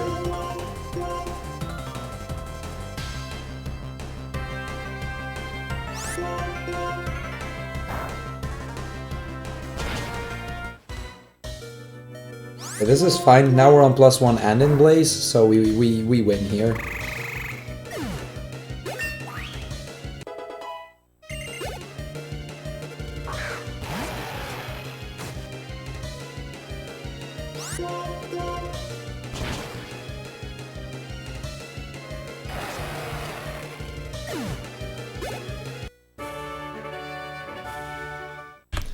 So, funny little thing, I'm actually ahead of PB right now. Not by much, but I'm technically ahead of PB right now.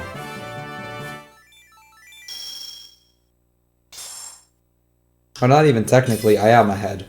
By a very, very small margin.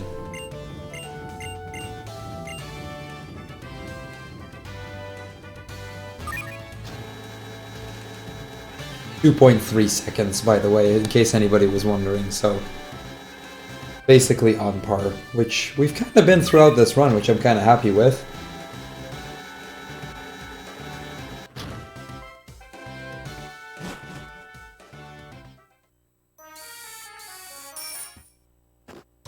So, about those rival fights... Oh right, I was supposed to go to the center as well. Because I was supposed to heal here.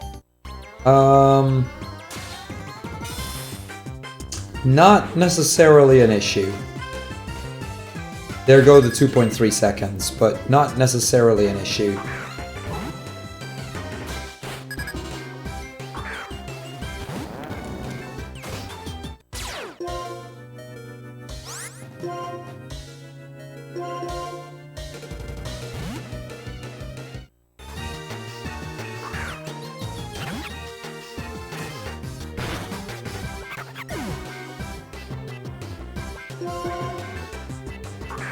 We have hyper potions, so...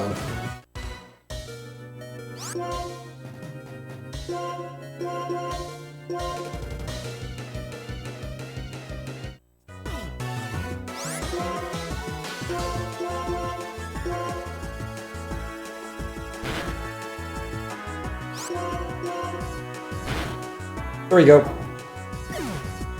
We're all set up now. The reason I switched to Pansage just now is to get rid of that Intimidate, and I figured if it didn't kill, I could heal Ignite a little bit safer.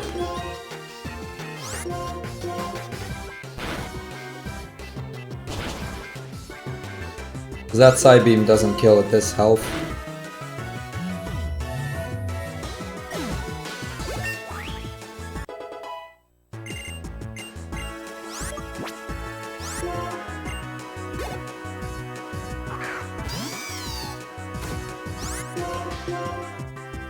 Yo, I'm seeing Bowie come in with the raid. Welcome everybody to Questing for Glory.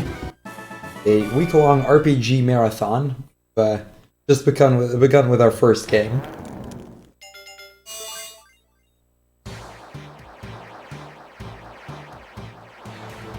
So we now get to evolve into Embor.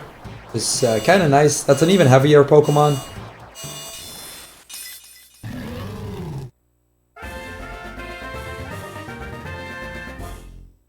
So Heat Crash will be doing even more damage. And now I do have to quickly go to the center to buy what I forgot earlier. Oh, we also get Fly. We won't be able to use it for a little bit still, but... Or rather, we don't have to. But we have Fly now, that's something.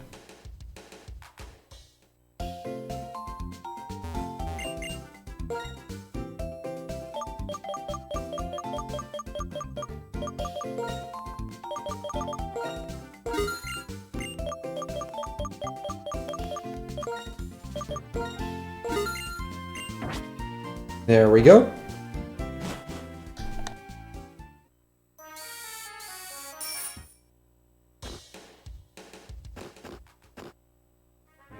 Here we have to be a little bit careful.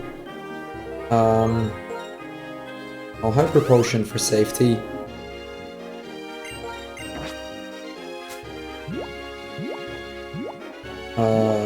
There's my thoughts. There's a bunch of spinners and annoying trainers along the way here.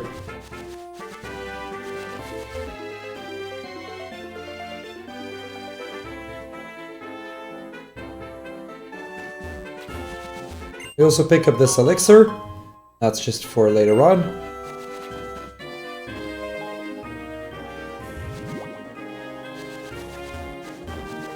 Okay, we didn't get hit by any trainers there, or spinners for that matter.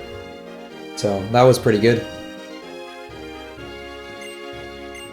So Clay here is going to open up the Chargestone Cave for us. And as we enter the cave, we're first going to get a brief cutscene with some Team Plasma folk.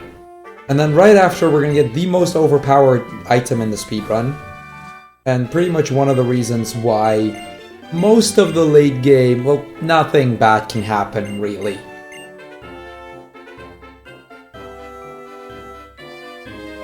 And that's actually one of the reasons one of the things that makes this run even faster. And it's an item that you're guaranteed to get here, so it's really convenient. But first we get to hear about N again. Starts talking about something, I don't even know. I don't really know what it says here. But he just moves on. We're gonna fight him soon enough. There's a bunch. This is where another big Team Plasma part is at.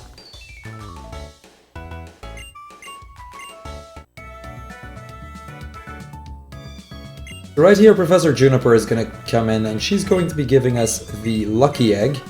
The Lucky Egg doubles the amount of experience we get out of battles as a held item. So we're going to get rid of the charcoal for a while, and we're going to equip that Lucky Egg, and it's going to make sure that we're going to be decently over levels for a good chunk of this run.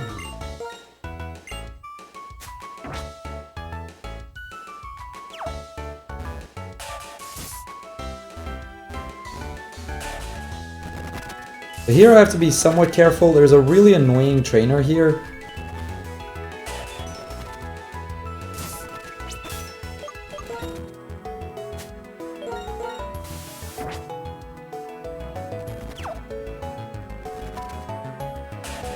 That guy.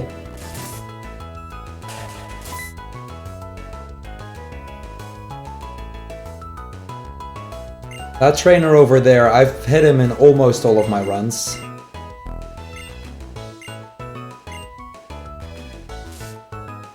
And then the Shadow Triad is gonna come in again.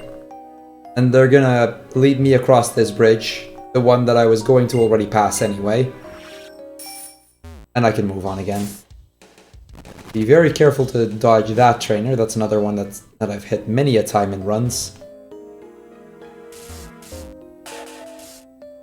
Didn't actually mean to hit that, but whatever. Here we go. So this is where the Team Plasma grunts are gonna be at. And honestly, most of them are kind of just scrubs. We don't really care about them at all.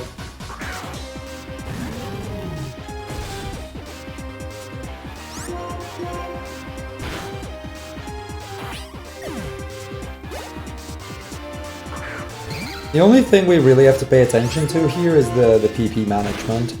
By the end of this cave, I want to be basically out of Heat Crash. And I want to have 10 returns left, which we should end on exactly.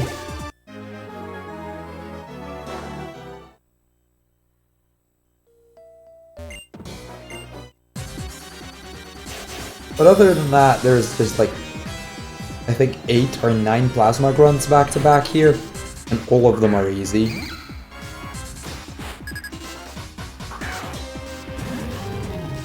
Well, like I said, at least their music is good, right? I guess that's a plus.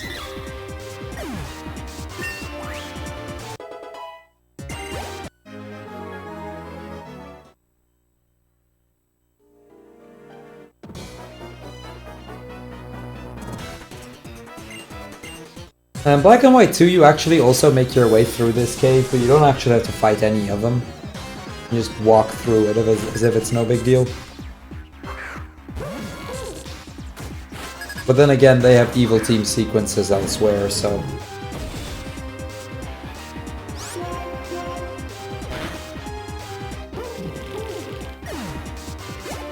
Oh yeah, everything here is a one-shot. Although the Leopard here has a chance to do Fake Out.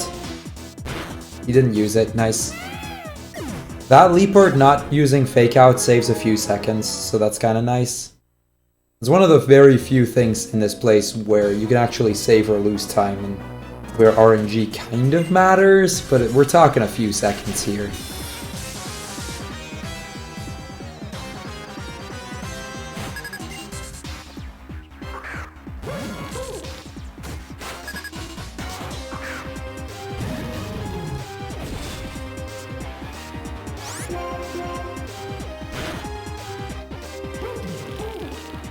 So this guy has 3 Trubbish. They all just died to Flame Charge. How many times have I beat this game? Probably about a dozen.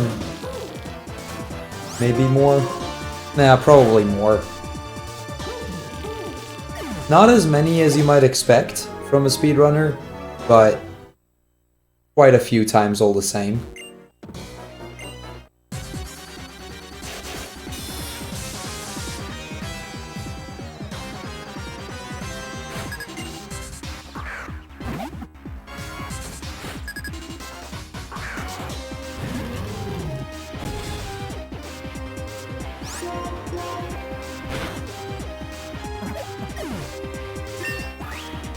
So here's another one. Again, just 2 hits, 1 flame charge, 1 return, or 1 return, 1 flame charge in that order.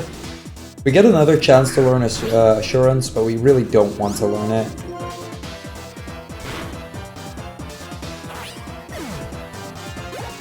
Okay, 2 more grunts left, I believe. Oh.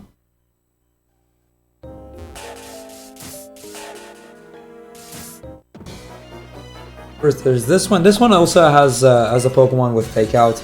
It's kind of the same as the last one, where there is a chance that we get faked out here, which loses a few seconds. But it might also not happen, in which case we don't. My Pokemon will always keep listening to me. The not obeying your orders is only for traded Pokemon. So that's never a problem.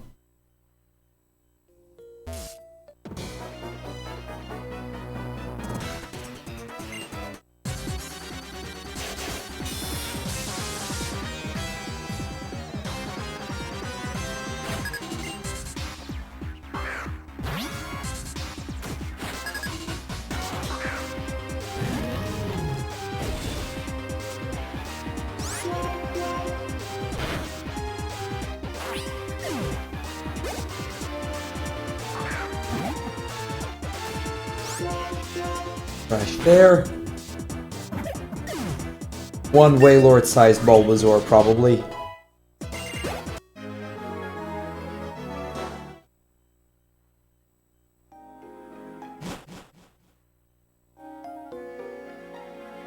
So up here we come up to our next rival fight, because we hadn't seen one of those in a little bit. I think this is number 12 or 13 at this point. I've started to lose count.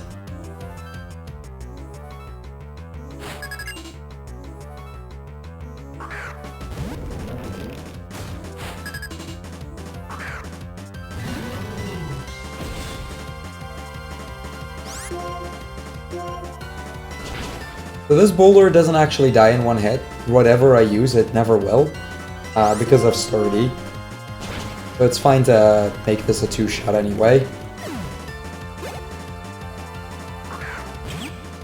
Yeah, there's quite a few spinners we have to avoid.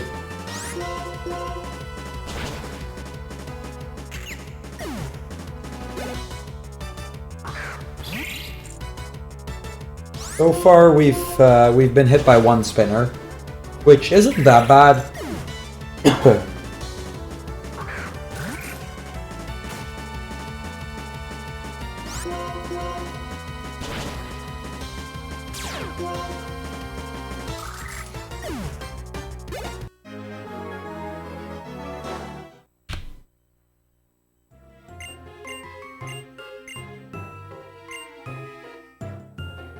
Okay, that's the rival done. And we get backed up here a little bit by Bianca and the Professor. We get a bit of a cutscene and then it's onto the town with the 6th gym. Now, this next town we're not actually going to go to the gym right away. There's a tower we have to do first, because otherwise the gym leader won't be there.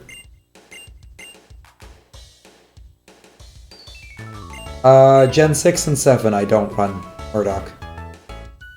But mainline Pokemon I run everything in the first 5 generations. Technically Black and White 2, I've done a run of it, but my time is not even remotely close to a regular speedrun time, because I haven't properly routed my seed yet. So I guess Black and White 2 also falls in the list of Pokemon games I don't run.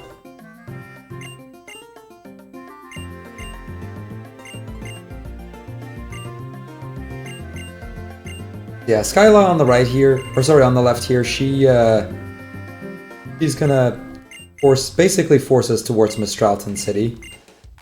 Oh, I've done Let's Go Eevee. I've done Pokemon Yellow. Yeah, my time's pretty bad, but I have done Pokemon Yellow.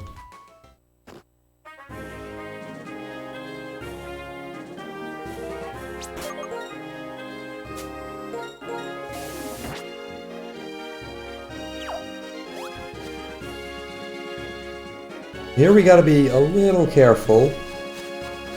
Make sure we don't hit any of the trainers there. Favorite team boss? Probably Giovanni.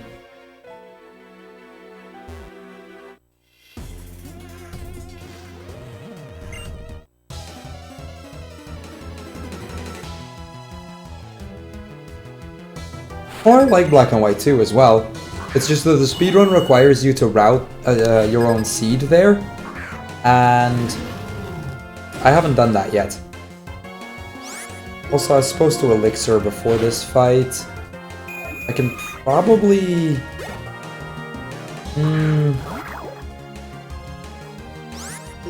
I need to do that here then.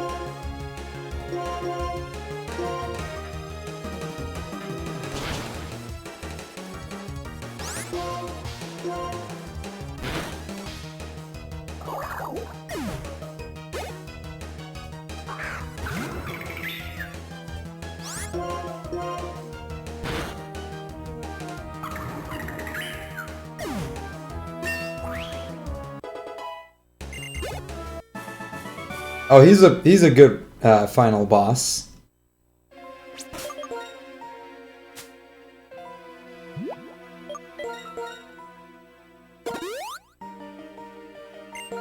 Okay, we use that and apply to Woobat.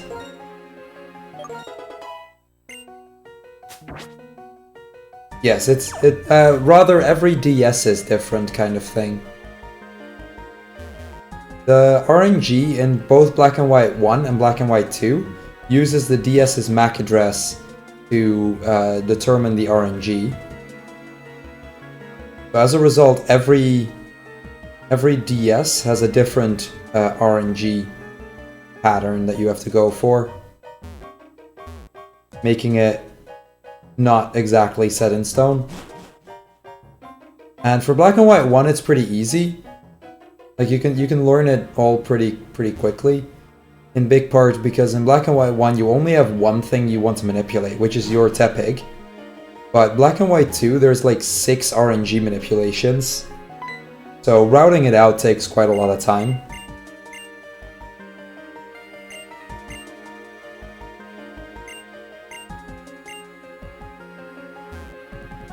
So that's why I've done it for Black and White 1, but not for Black and White 2, which is why I technically don't really run Black and White 2 yet.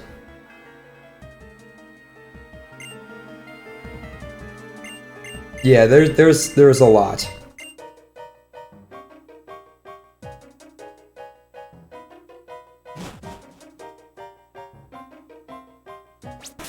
I don't know exactly how it works with Black and White 2, admittedly, so don't take my word as gospel here. I might be off by a good chunk, but there is definitely more. How every DS has multiple combinations that works. It's just a matter of finding it. And there's programs to help you with that as well.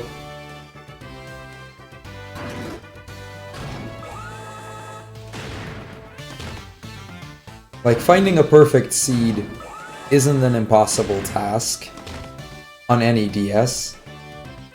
So for this particular DS, for my Black and White 1 manipulation, I had to go through about 2 years worth of seeds. Which sounds like a lot, but like that's not even 3% of all the possible seeds I had to go through to find one.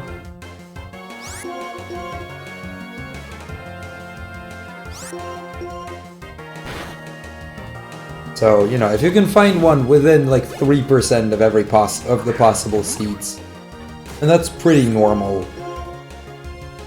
It's really not that bad to find one that'll work. Oh, come on, can you stop using detect? That is literally 4 return PP wasted to detects. Come on, game.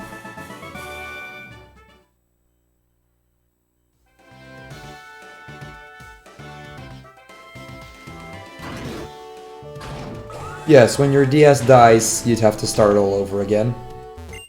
Now for Black and White 1, this process takes about 2-ish hours once you know what you're doing. So it doesn't take too long to find a seed. Like if my DS were to die and I have to switch to my other DS, it wouldn't take me too long to find another working manipulation. With Black and White 2, it takes longer, though.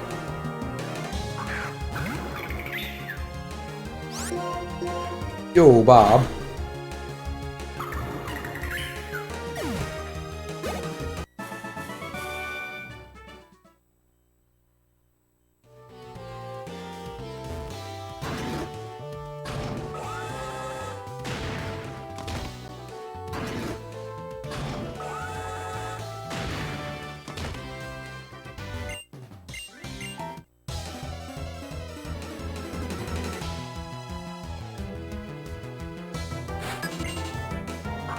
Chase just has the Unfazant, pretty easy fight then.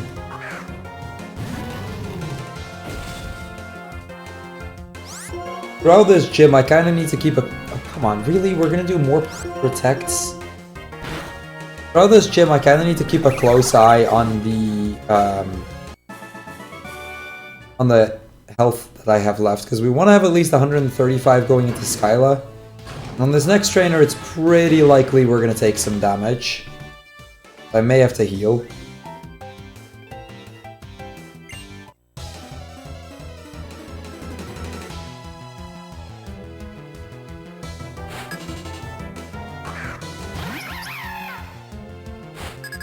Because this Swoobat actually outspeeds us.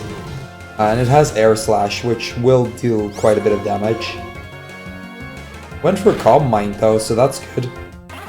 It going for Calm Mind means I don't have to heal before Skyla at least.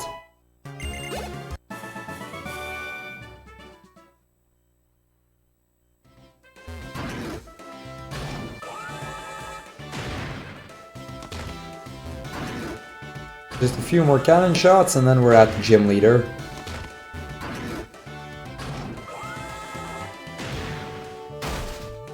We also get our face smacked into the wall there. They should probably do something about that, because that looked very painful.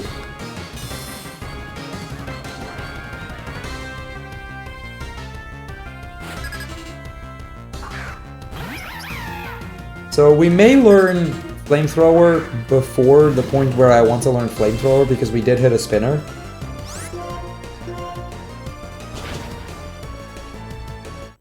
Oh, that's a nasty crit.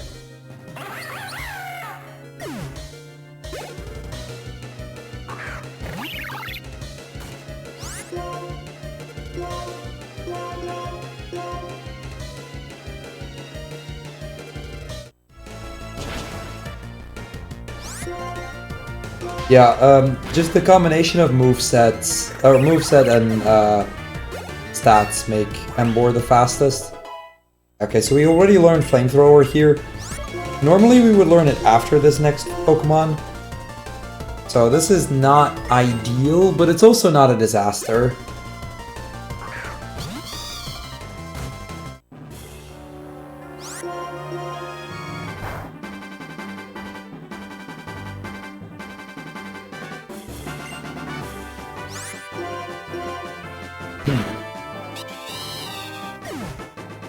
Actually, Gen 3 uses Mudkip, and Platinum uses Piplup.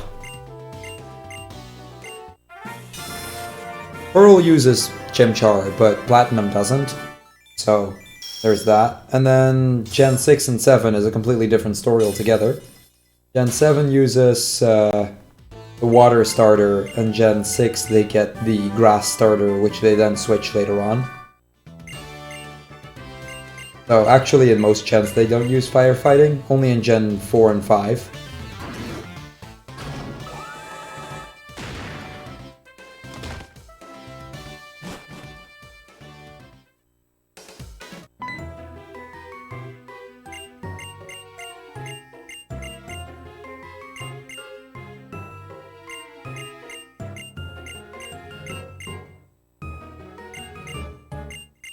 Assuming you're talking about the speedruns, by the way.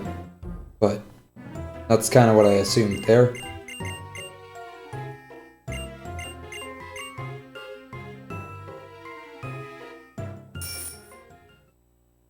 Yeah, with that cutscene out of the way, it's time for us to move on to the town with the 7th gym.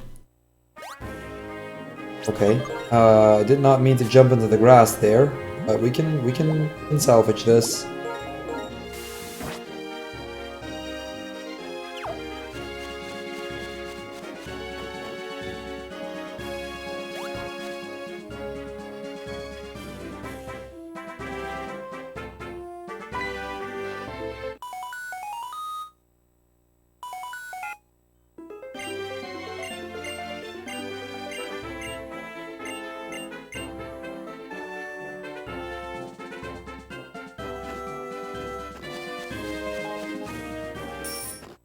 So here we go.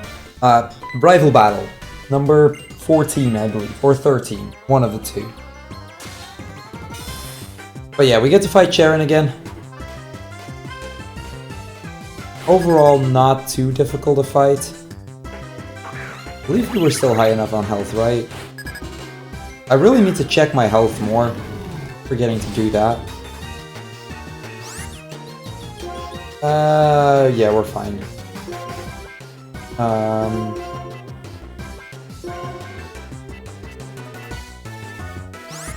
The recommended health here is actually 120, but 117 is only a... Like, you only really need to do that if you get crit by Air Slash, which we didn't. Then I could have healed in the fight.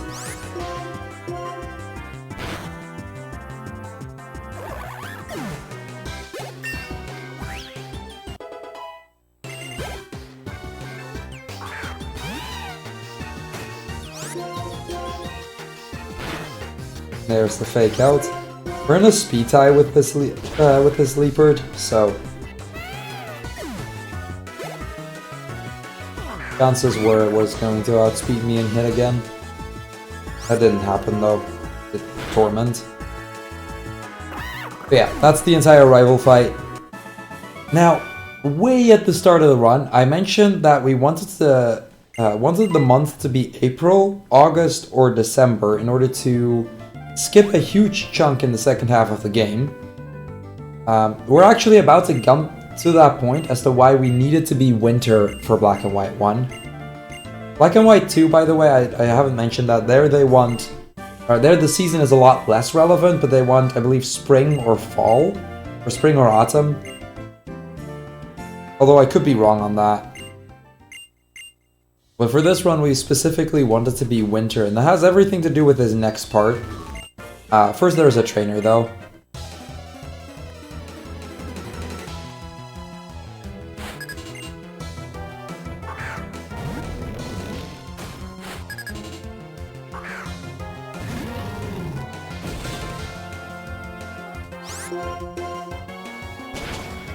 So this boulder, again, it's not going to die in one hit regardless.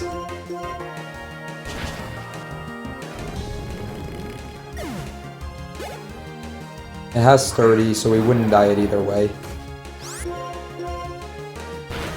And then the girder just dies to flamethrower.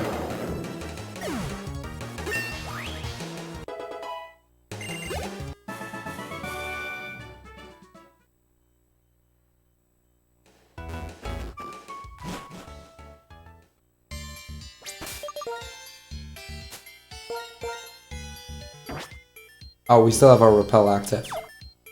Cool.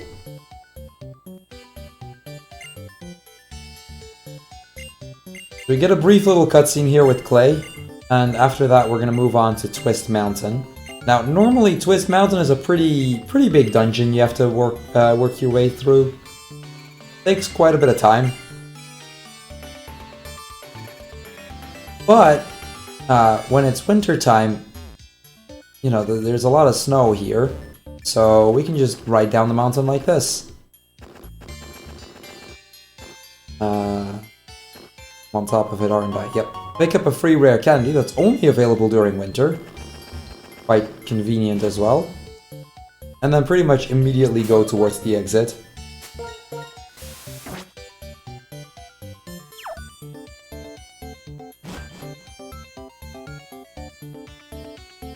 And that's basically the entirety of Twist Mountain. Now, would it have been any other season, we would actually have to go through the entire dungeon, which is just not worth it.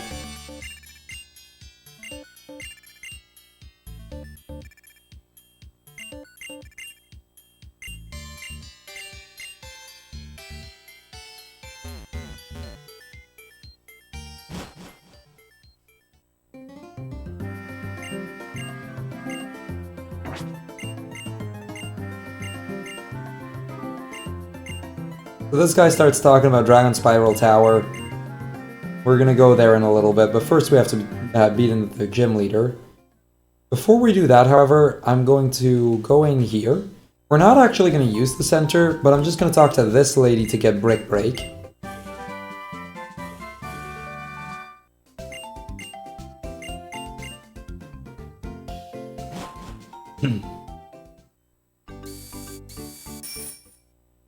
Another bonus of it being winter here is that we can now also go here to pick up this rare candy.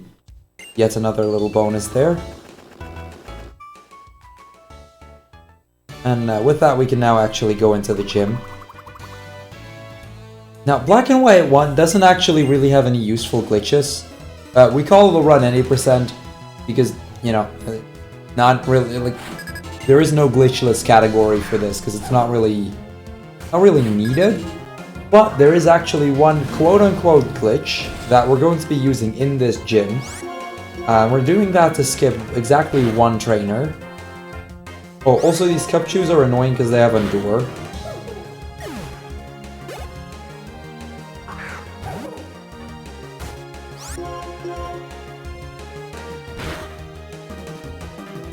And they've been spamming it quite a bit, which is really bad for us because we're really low on return PP here. Which could force me into having to heal later on.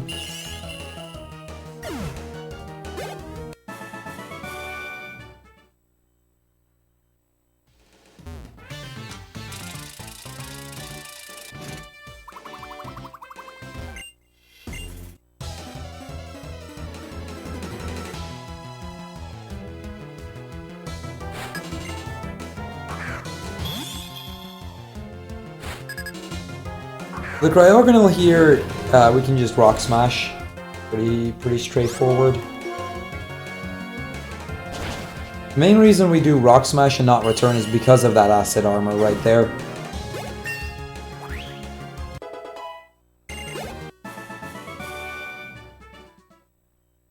Oh, I know very little about the contests, I can't say much about that. Yeah, the season depends on the date, specifically the month. So April, August, and December are all winter, which is why for the RNG manipulation, we're only looking for those 3 months. Currently, for the manipulation I'm using, it's August. Because August is one of the winter months in the game.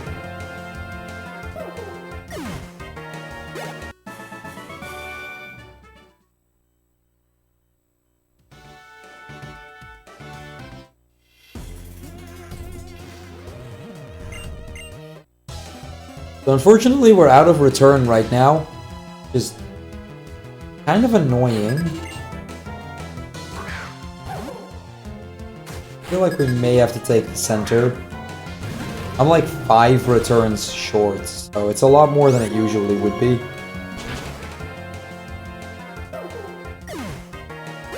Well, the way that it works is it loops over, it rolls over every month. So January, spring, February, summer, March is autumn, and then April is winter, and then it loops through those, basically. Because otherwise, like, certain Pokemon are only available during certain seasons. Otherwise, like, unless you change the clock, you'd literally be waiting for 9 months to get the next Pokemon.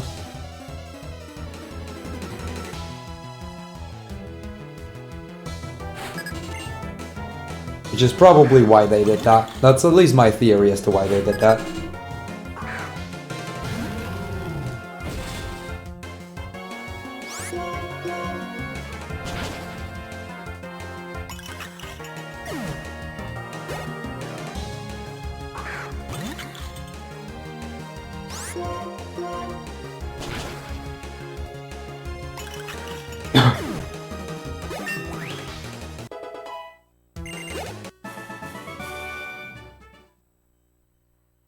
So, remember, so this is where that glitch is going to come in.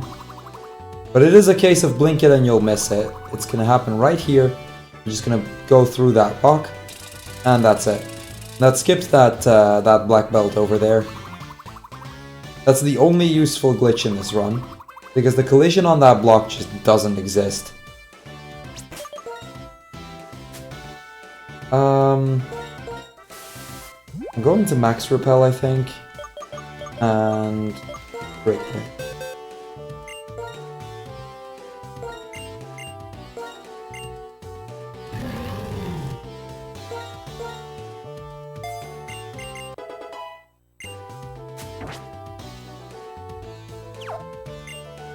I think I'm gonna just go into the dungeon anyway and just hope we make it. So this is Bryson, the 7th gym leader of the game. And considering we're firefighting in an ice gym, this gym is it's super easy, so free.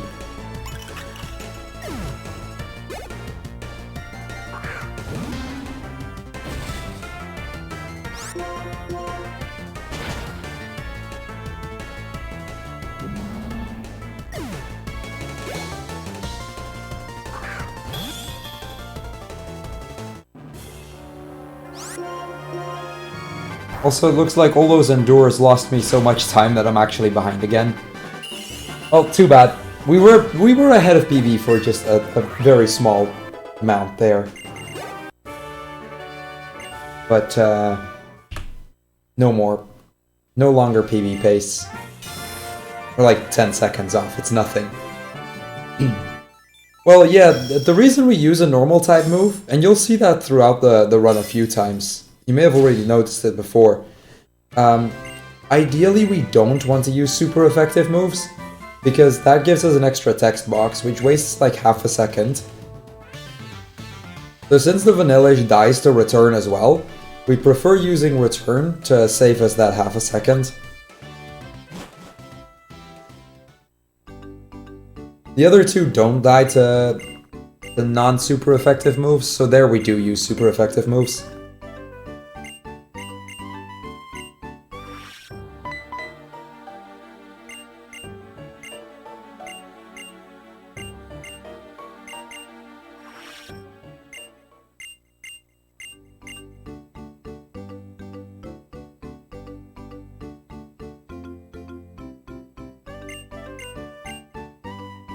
So on to Dragonspiral Tower, which is where we're going to see the evil team again.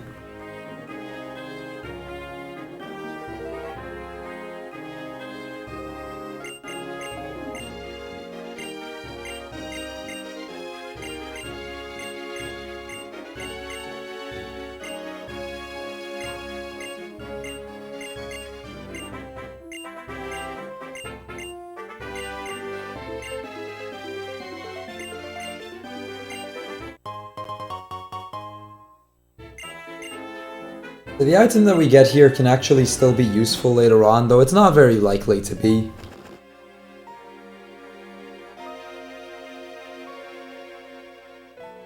But yeah, with that it's on to Dragonspiral Tower. Dragonspiral Tower is where the next... Like, there's basically...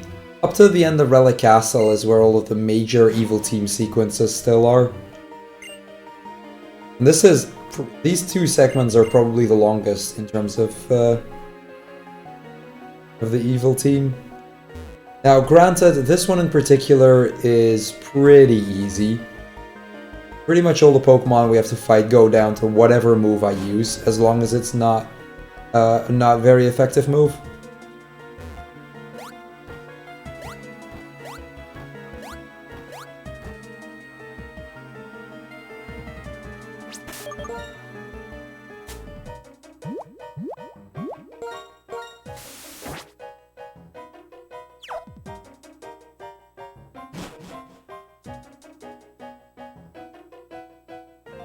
So this is, or starting this point, we're gonna have to fight quite a lot of them.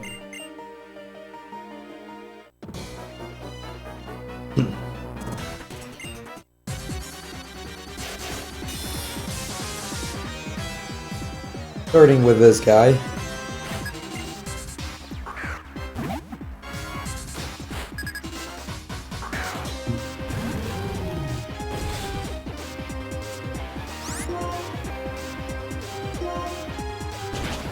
I guess we're gonna just Rock Smash whatever dies to Rock Smash, because of the lack of PP on return here.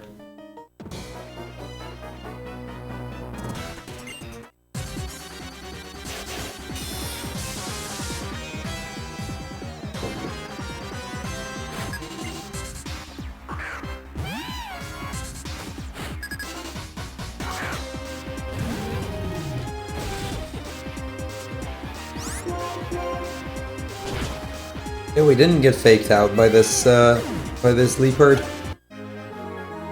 There are several Leopard in this place that all have fake out.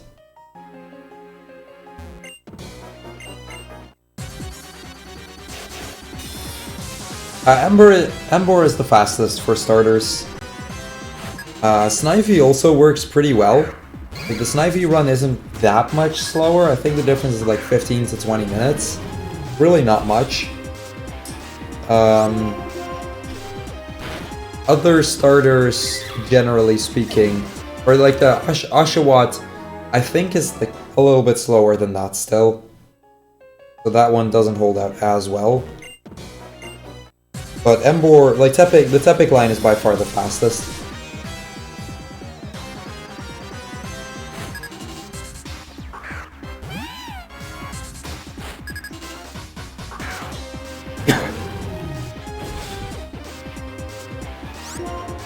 I believe Oshawott is like half an hour slower than Tepig. Half an hour to 45 minutes, though I could be wrong.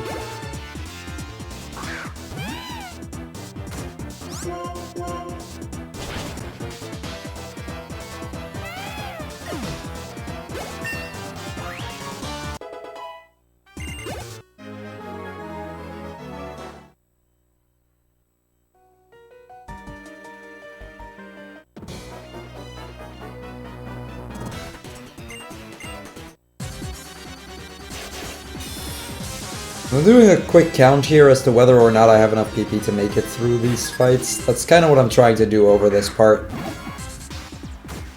Trying to make sure that we have enough.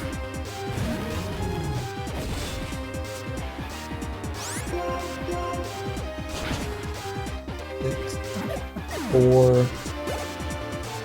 5. How many flamethrowers do we have? 8. We have 13 for 1, 2, 3, 4, 5, 6. Yeah, we have enough. Barely, but we have enough.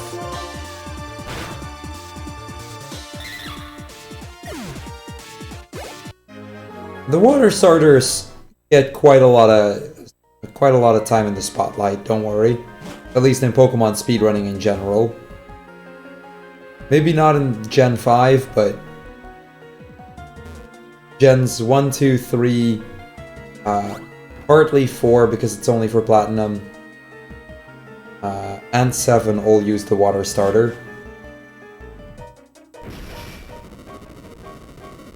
For 4, it depends on whether you're playing platinum or diamond pearl. Diamond pearl uses chimchar, platinum uses the other one, uses piplup.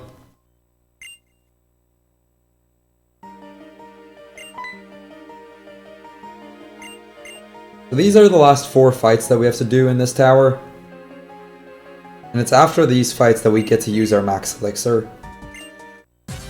So, good thing I just went in and I didn't end up needing to heal. I think we can even flamethrower everything. I should have just barely enough.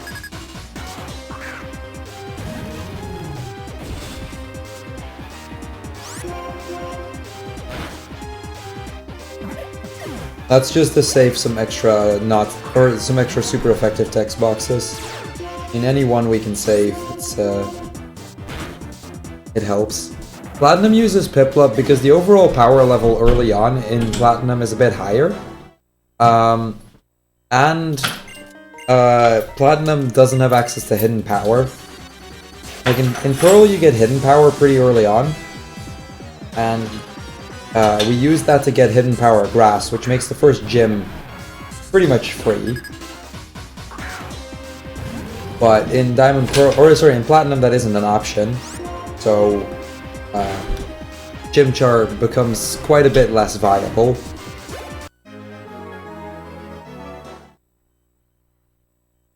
And then just the power level in the late game as well kind of comes into play. In the classic Pearl route, the non-Lucky Egg route, you catch Palkia and you main switch to that for the last part. But that isn't an option in Platinum either.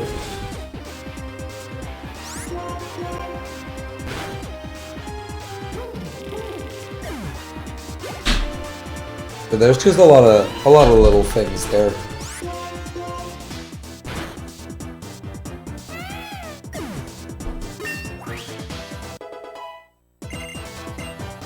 We don't want to learn Head Smash here. We will be learning one more move later on, but that won't be for a while. The only remaining move we're gonna get is Flare Blitz at the very end, which we pretty much only use for the Elite Four and beyond.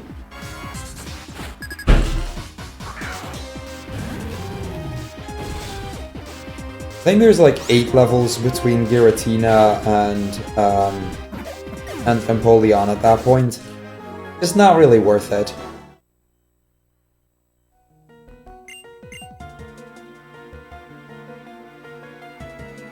Yo-ho, Icardi. We're gonna get a bit of a cutscene here, where we see N with Zekrom. In Pokemon White, he would have Reshiram there.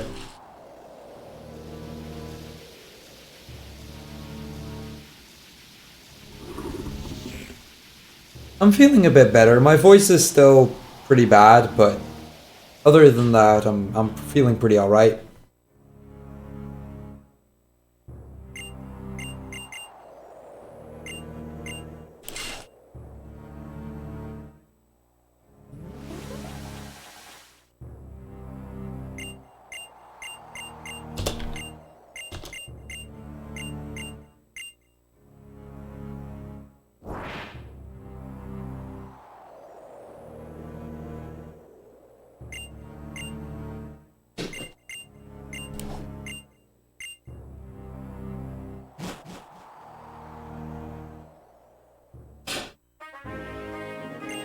So now that we're out of here, it's time for us to move on to Route 4.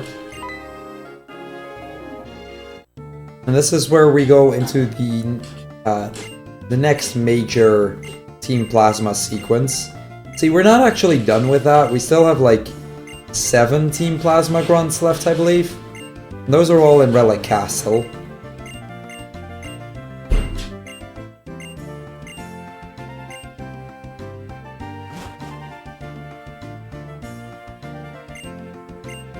But before we do, we're first going to go to Nimbasa City.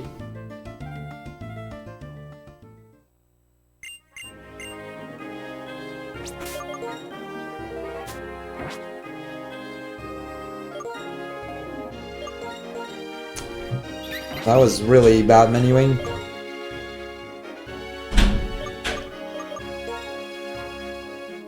Oh wait, no, that's Nakreen.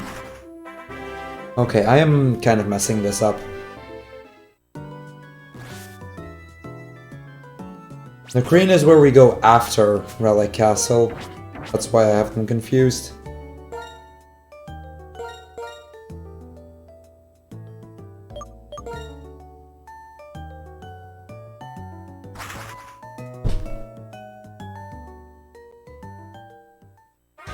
Yeah, correct. The champion is not the final boss here. We'll talk more about that when we get there, but the last fight is indeed not the champion.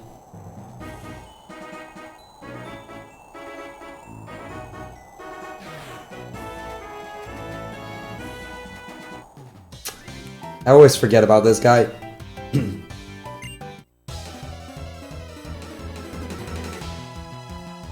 Yeah, I wouldn't know about Gen 7. I don't run that.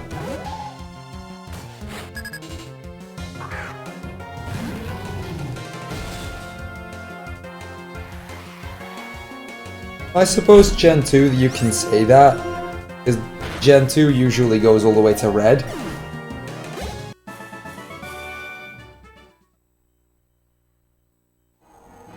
Yeah, that trainer was skippable.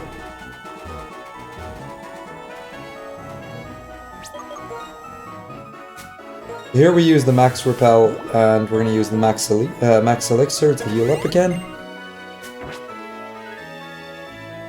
I actually got off my bike because running through that is faster than cycling through it.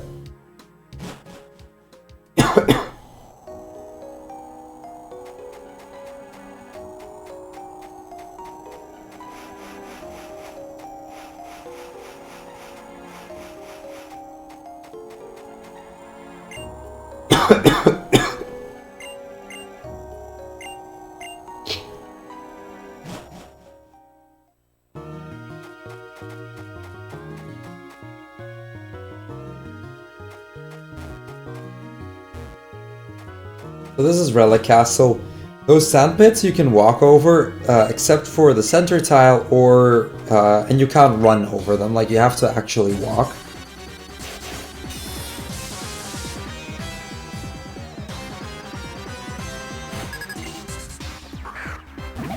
Most of the time what we're going to do is we're going to walk to the center of the sand pit, because it's still faster to walk towards the center than it is to just kind of get sucked into it by the quicksand.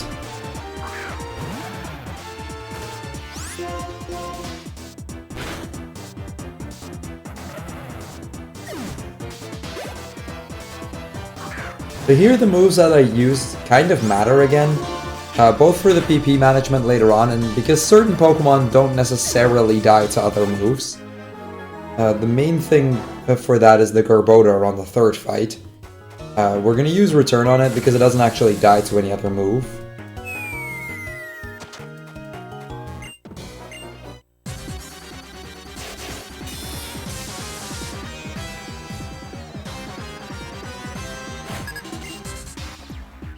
Overall, we're mostly just going to use Flamethrower though, because Flamethrower isn't going to be any use in the next gym anyway, and after the next gym we're going to get a free heal.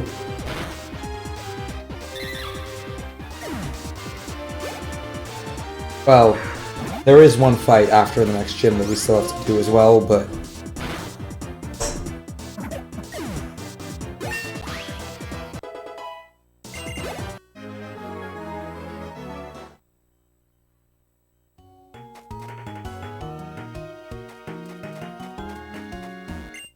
So this guy has the Garbodor that I mentioned. We have to use Return on this because it doesn't actually die to Flamethrower.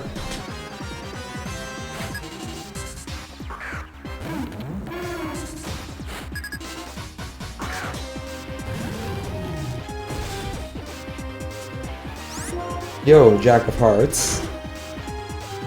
Hello?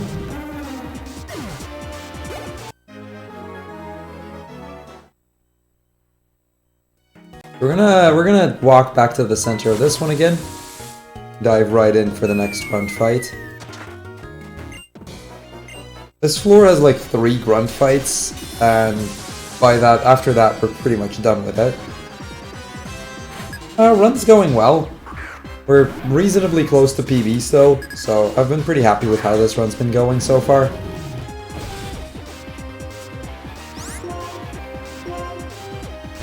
No major trolls up to this point.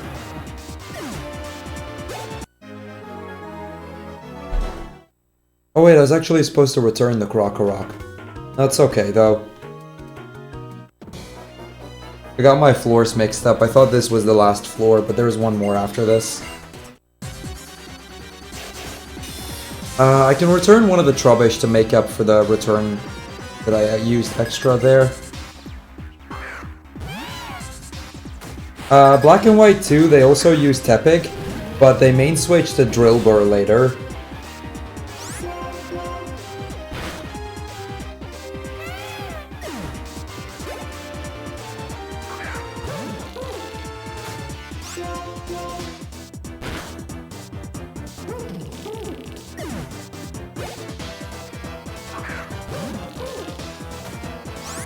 Yeah, for Black and White 2, the go-to starter is also Tepig.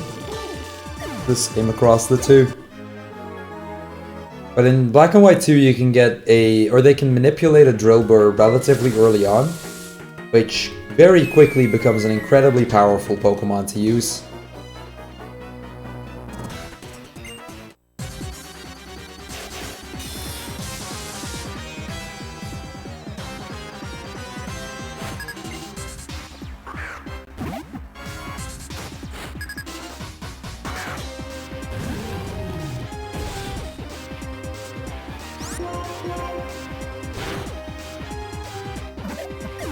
Yeah, there's just the 2 grunts left here, and then we're, I believe, completely done with Team Plasma grunts. These are the last 2 grunts in the game.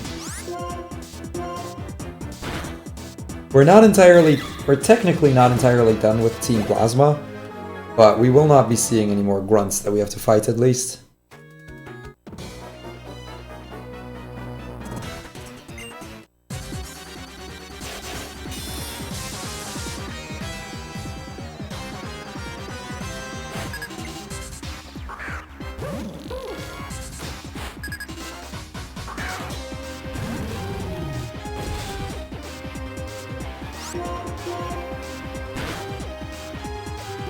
Now on the next route, what you'll see as well is that the next route is actually another route where it's faster due to it being winter. It's another one of those places where we can actually save some time on account of it being winter. It's not nearly as much as it was with Twist Mountain earlier, but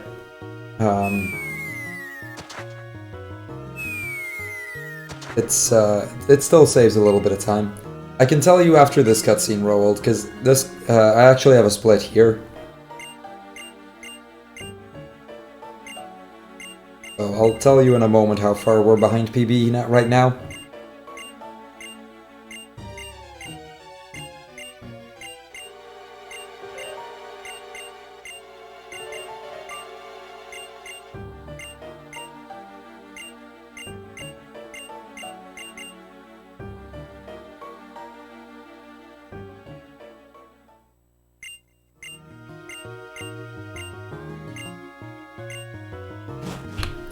I'm currently 39 seconds behind.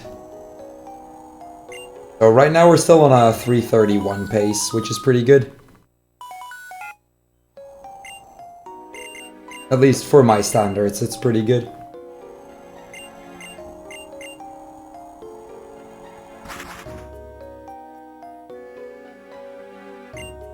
That's fair, Overlord. Yeah, I do mean personal best when I say that.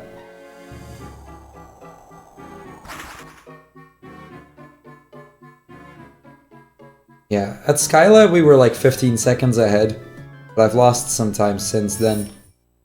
Partly due to execution, partly due to RNG.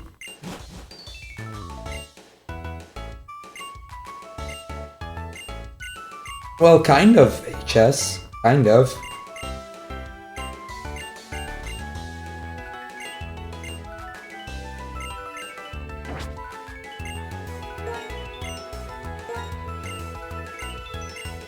So right here we're gonna get the white stone,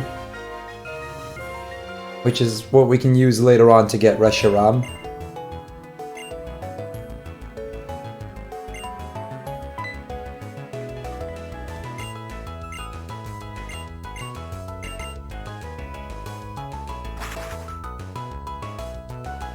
So we're gonna make our way out of here, and then it's on to rotate. But before we do, we are going to heal, because this next part can be a little bit dangerous.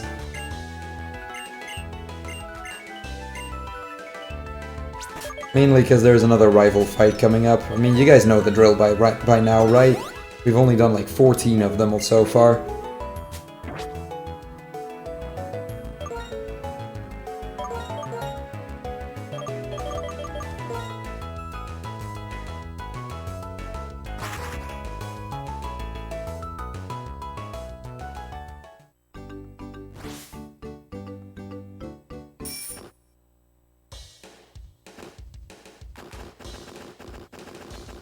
So right here, because it's winter, we can just slide over the ice.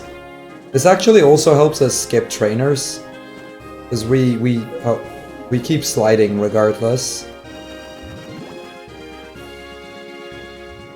It's a convenient little bonus there. Well, Otis, if I may do my shameless self-plug here, I tend to do a lot of Pokemon speedruns and challenge runs. Not just Pokemon, but other RPGs as well. But a lot of Pokemon. So, you don't know the drill yet? Well, welcome to Rival Fight number 15. This is the 5th fight against Bianca, to be precise. And actually one of the last rival fights in the game, but definitely not the last yet.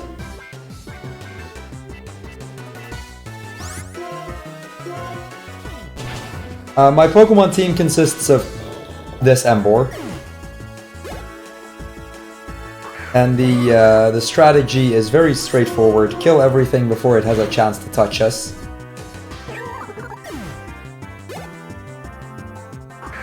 Well, there is actually a route for Beedrill percent in Pokemon Red. Believe it or not, that is a thing. It takes about 4 hours to complete Pokemon Red with a Beedrill.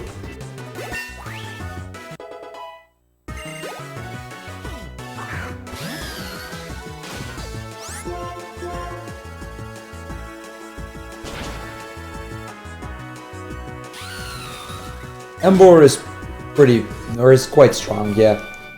Snivy would also work because of that move Coil that Bianca just used, making Snivy a decently viable alternative. But Snivy ends up still being slower, mainly because it's slower in the early game.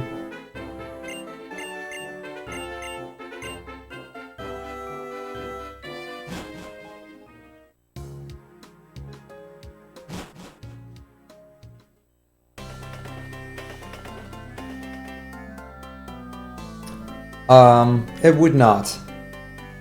Well, it would lose you about 2 minutes because it's a longer name, but other than that, it would not mess with the RNG. No, you can run Pokemon Red with a Beedrill in about 4 hours, like 4 to 4.5 with a Beedrill called Wicker.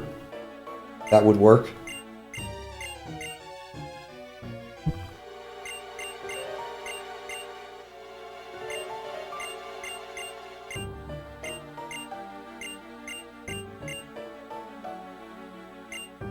Even within Pokemon games, it differs a lot. Pokemon Red, for example, has very little RNG to it because all of it is RNG, or not all, but a lot of it is RNG manipulated. So like the difference between a really good and a really bad Pokemon Red run is like a couple of minutes at most. With Gen 6, for example, with Pokemon X and Y, the difference is a lot bigger.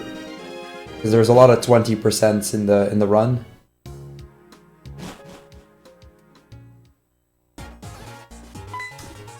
I've done Gen 2 with Mareep. Well, I let it evolve into Ampharos. Ampharos is pretty strong as well. You can do Pokemon Gold with Ampharos, and I think it took me about 4 to 4.5 hours. That's years since I did that one, though. But it's possible.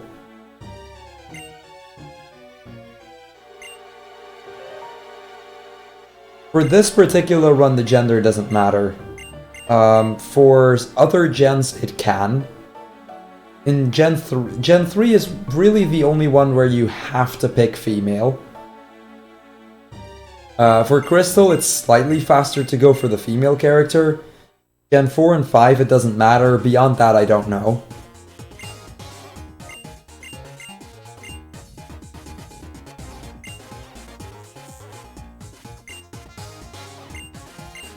Yeah, we get to hear another speech from Getsis, the Team Plasma guy. They still haven't quit. And we get to meet these two gym leaders. Now, depending on the version, you either get to fight one or the other. Because we're playing Black, we have to face Drayden. In Pokemon White, we would have had to face Iris instead.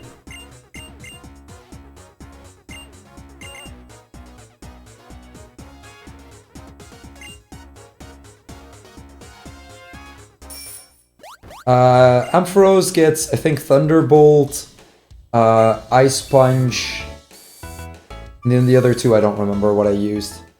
But Return probably, because Return is just very powerful. The last one I don't know.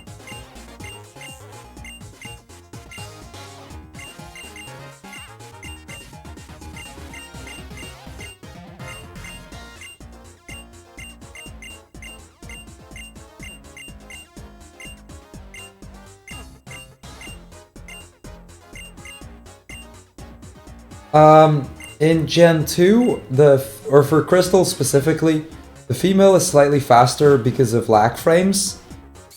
For Gen 3, the order the rival sends out his Pokemon on the second rival battle is dependent on the I gotta make sure I say this correct. Order the Pokemon gets sent out is dependent on which one your rival is. So that's the main reason why female is absolutely required for Ruby, Sapphire, Emerald. Because the order is much more favorable in that one.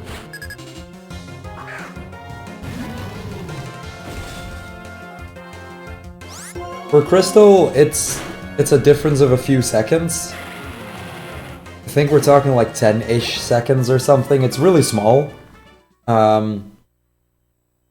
For Ruby, Sapphire, Emerald, the run becomes a lot more difficult if you don't go for the female.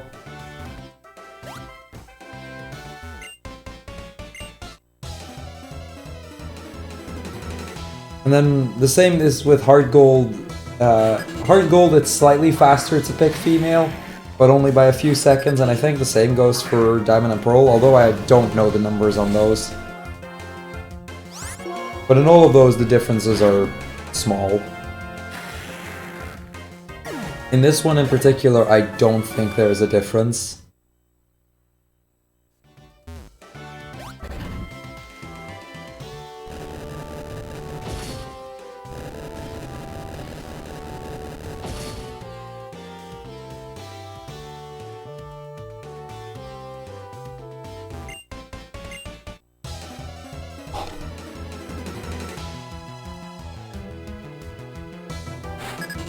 So here we get another...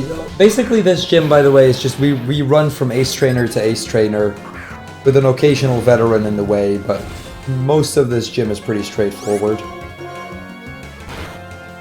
I think I was supposed to Break. This works too.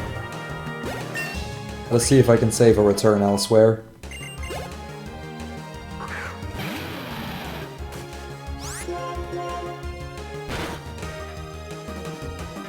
I was supposed to Brick Break, not Rock Smash. I'm surprised it still worked out. We lost a turn, but it's not terrible there.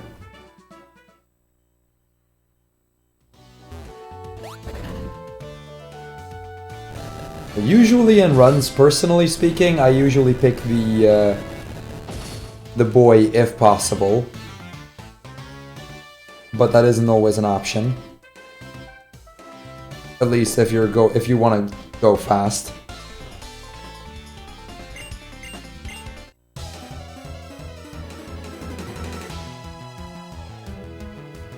Yeah, it's silly things that sometimes make the gender matter.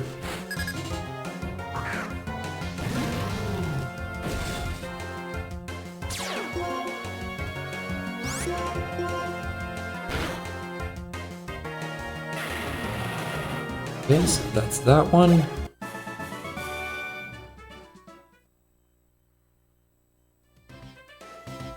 I appreciate it, Otis. I appreciate that.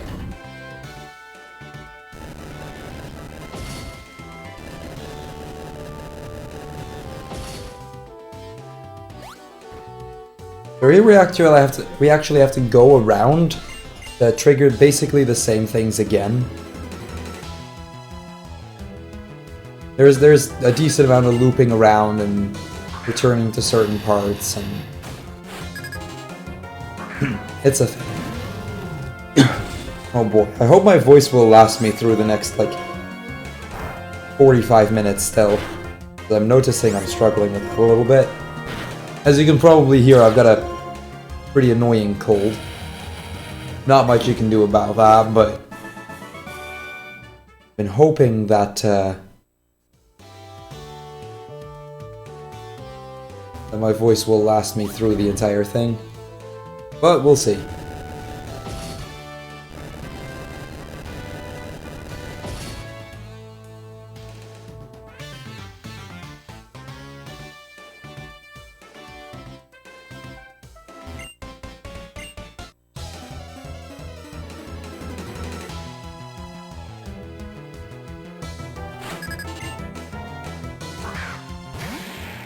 So here I could probably do a brick break, make up the one return that I'm off.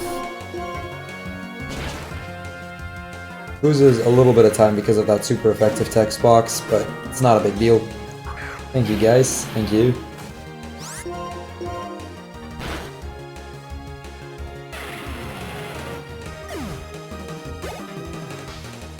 Okay, so we should actually still be on enough health. The health here kind of matters. We want to still be at least above 76, because this next trainer, like the Druddigun is a damage range, and if we don't hit the range, he can do quite a bit of damage. But even with a max roll, combined with Rough Skin, we should still survive pretty easily as long as we're above 76 HP.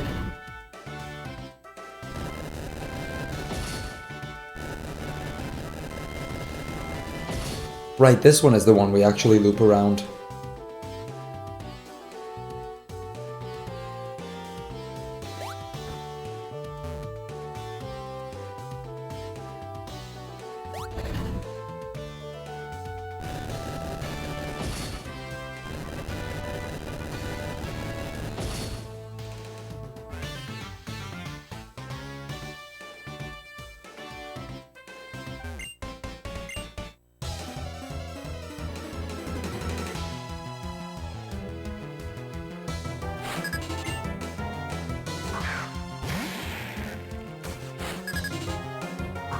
Okay, so this is Dara.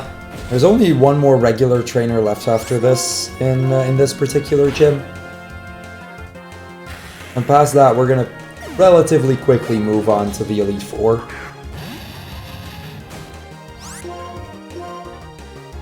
And I did the wrong move again. Fine though, because we'll have exactly 10 HP left. It's completely fine. Just means I have to heal now, but I kind of had to already anyway. Although, yeah, no, I'm just gonna do that now. Let's not be a dum-dum.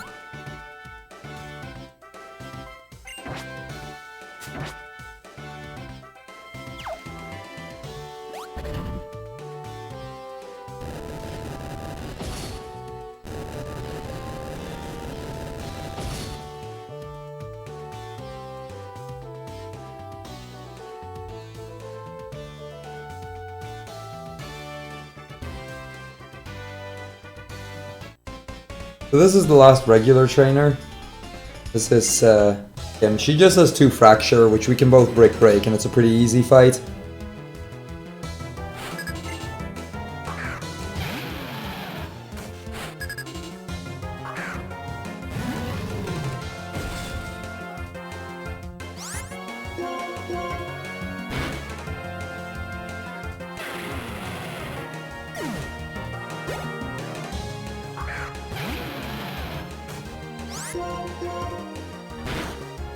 So there we go. The next up is the last gym leader already.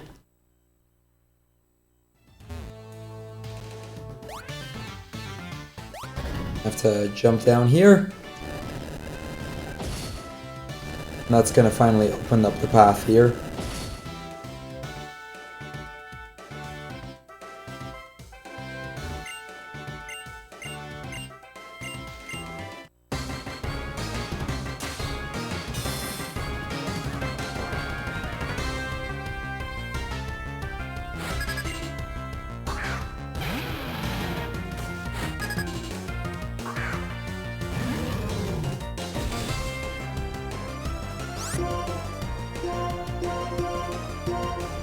We use an X attack here because we can't quite one-shot everything. But from there on it becomes a pretty straightforward fight. Break the first one, return the other 2. Easy win.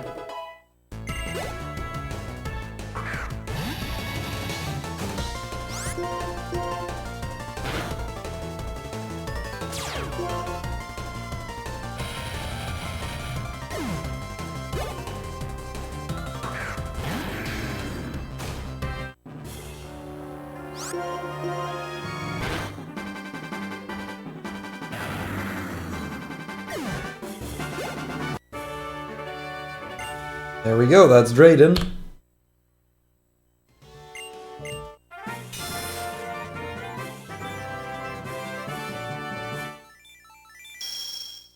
That is our last badge.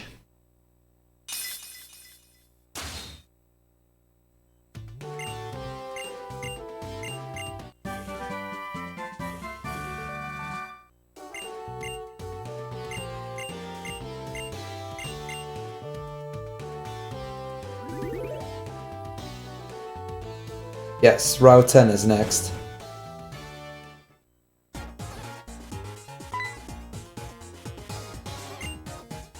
Gonna quickly make a run for it to open the door for my cat, otherwise he's going to be destroying the door, and there is a bit of movement here anyway.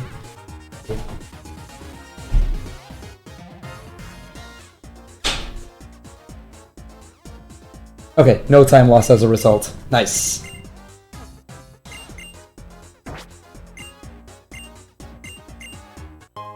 Basically, she shows us where the last, where the next route is, and she gives us a Master Ball as well. The reason the Fire Pokemon here is overpowered is mainly just a combination of stats and moves, making it slightly faster to use this one over the other ones.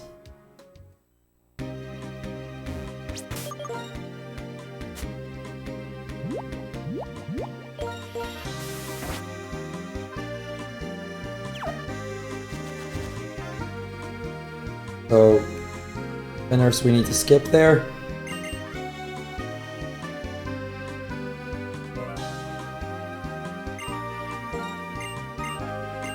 Just a tiny bit fascinated, but not much. Like, the overall formula is still kind of the same.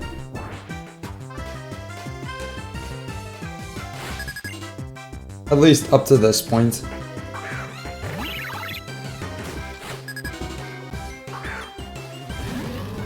So, oh yeah, rival fights. This is rival fight number 16, in case anybody was trying to keep count. And, yeah.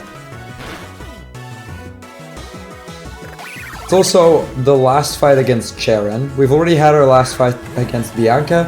This is the last one against Cheren.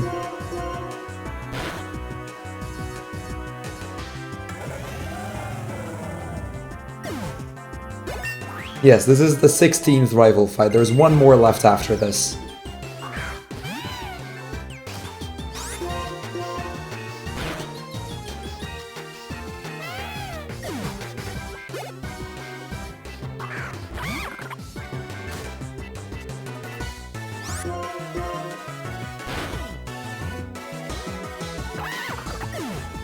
So there we go. This is generally a pretty easy fight, so nothing to worry about really.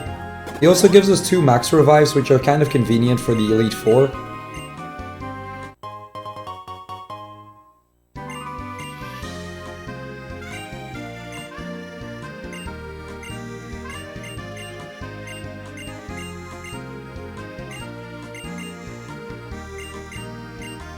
Now, in a little bit, we're actually going to take a safety save, because there is a spinner coming up that, if we hit it, we die.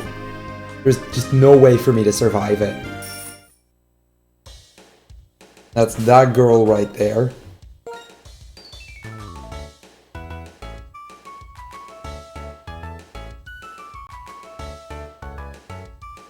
Also, we haven't saved in a while, so it doesn't hurt to do so, right? I saw the other one spin, and I was like, oh, cool, I can go. Good job, me. That was very smart of me.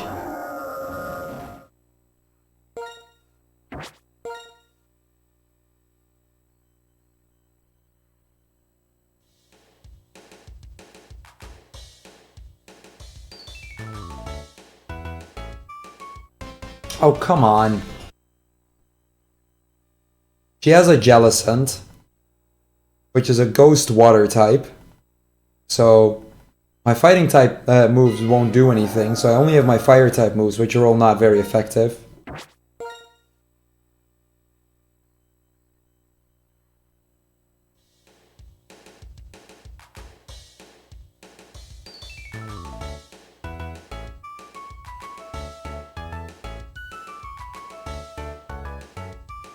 Okay, we made it past that. That took a little bit longer than I'd like to, but...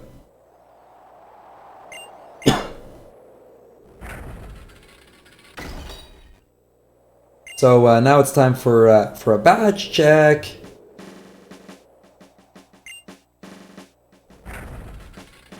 Yeah, it's a run killer if we get into a battle with that particular trainer, it's just over. There's no way for us to win that fight.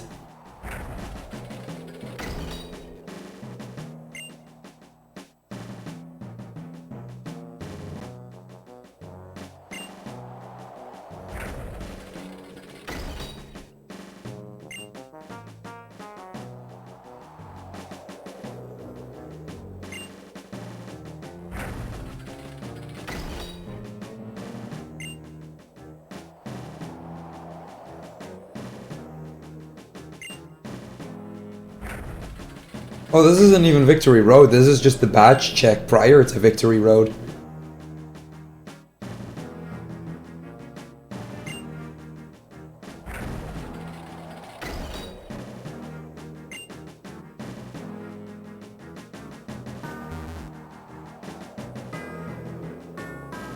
I'm doing this wrong again. Whatever.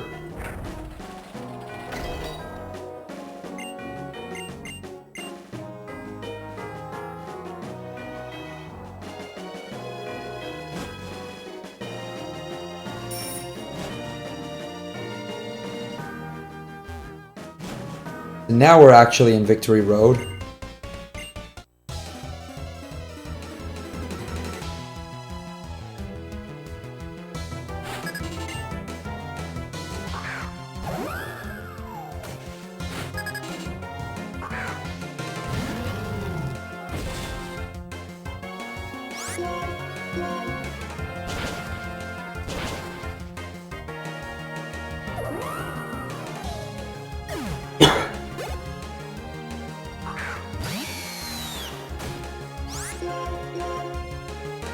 Both of those Pokemon outspeed me, which is kind of just always going to be a thing.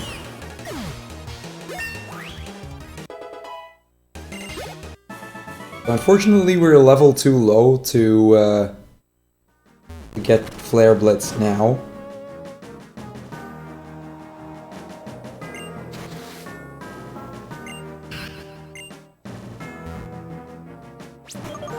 Isn't a huge deal. This is where we're going to be using the 3 rare candies that we picked up. When we get to 62, that's when we learn Flare Blitz. But since we're on 61, we don't have that yet. But it's not a major issue. I don't need it for the first Elite Four member.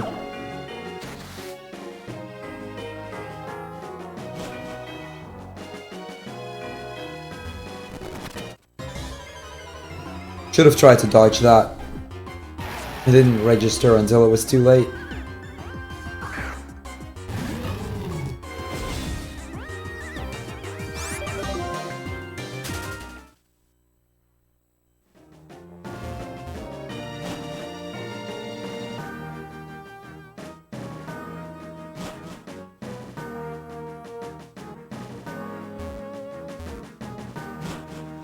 That's another spinner. That one isn't as painful to hit, but I still ideally wouldn't hit him. Which we didn't, so we good. I honestly don't even know what he has. I've never actually fought him. But he isn't considered a major run killer, so... Ow.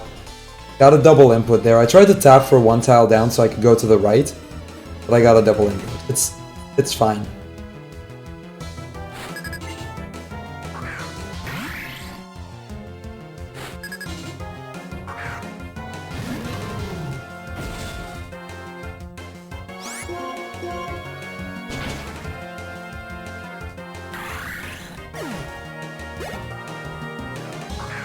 Return wouldn't kill in 1 hit.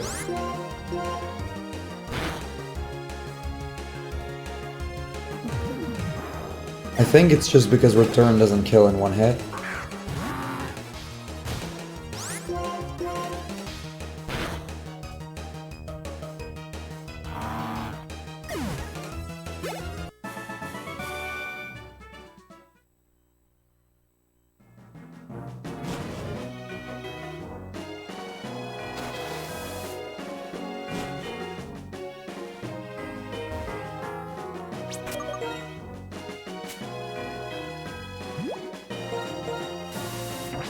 Not in this game. Fairy types aren't a thing yet.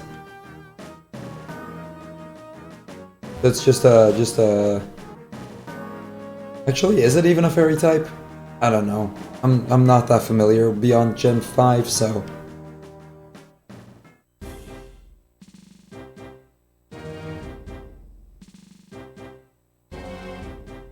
Either way, it'd be a case of not in this gen, but...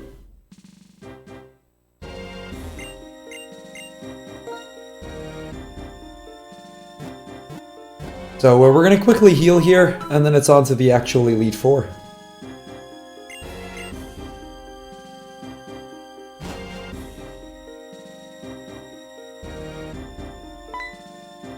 Now, the cool thing about the Gen 5 Elite Four is we can do them in any order.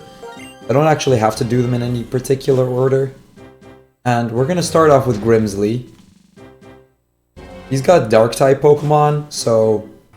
we're quite well equipped with it. Just the firefighting does quite well against his dark type, and we should get the level up here, giving us Flare Blitz, which is gonna be a big help for pretty much every other Elite Four member.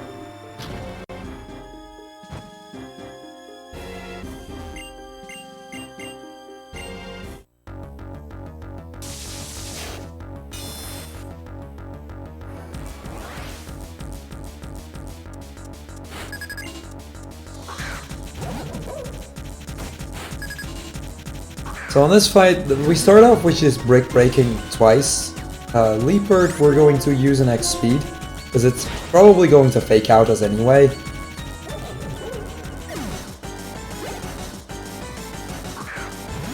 By this point, by the way, PB is out of the question, it's not happening.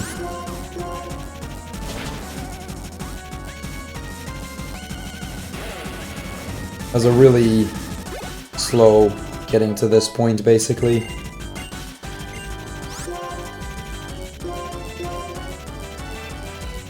We're gonna learn Flare Blitz here.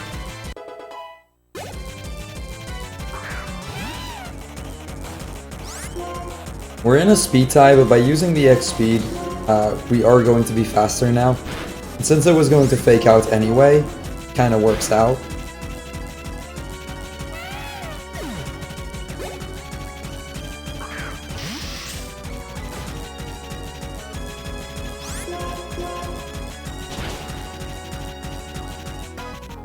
Yeah, I'm about 3 minutes behind PB at this point, so we're not going to be able to make that up. But, I mean, that's still very much okay with that for a marathon run.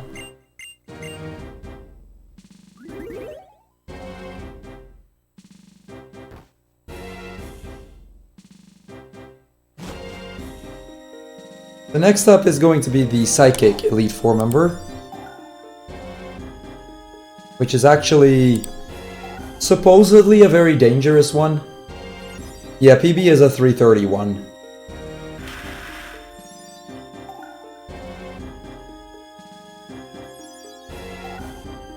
We're on about a 334, 335 pace right now.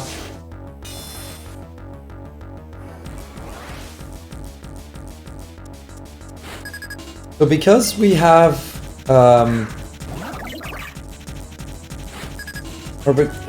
how do I say this? Because this is a Psychic type Elite Four member, it's very important that we one-shot everything.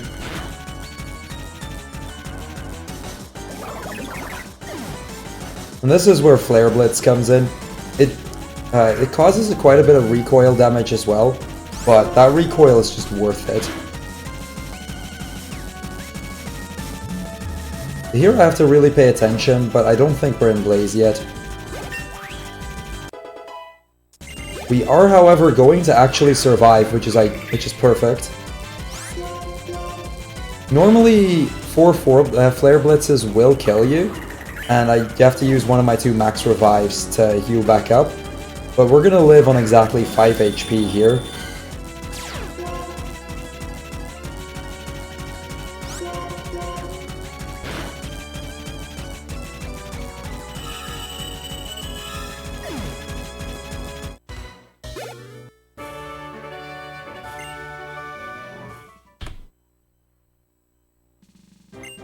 I actually made up half a minute on that fight compared to my PB. Not really sure what happened there, but...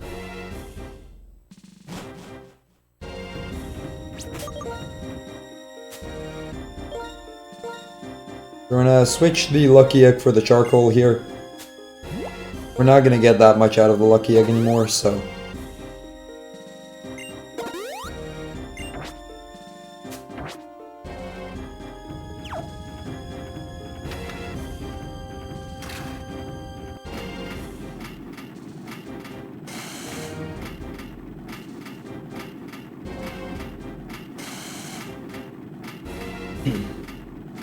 Our third Elite Four member is Marshall, the fighting type E4 member. Now, if there is any takeaway from this fight, is we want to be in Blaze by the end of this fight. That's very important. And specifically, I want to be...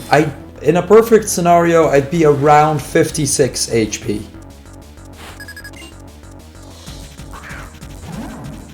Like 56 is the minimum I need as well.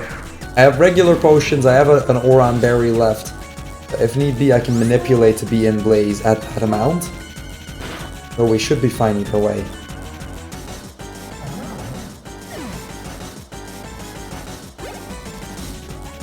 So the Sock here is going to attack us and we're going to take some recoil damage.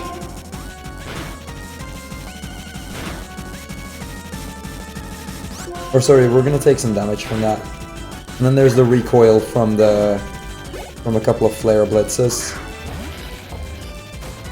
Sock has Sturdy, I believe, but we don't one-shot it anyway. Now we're on 79, 83.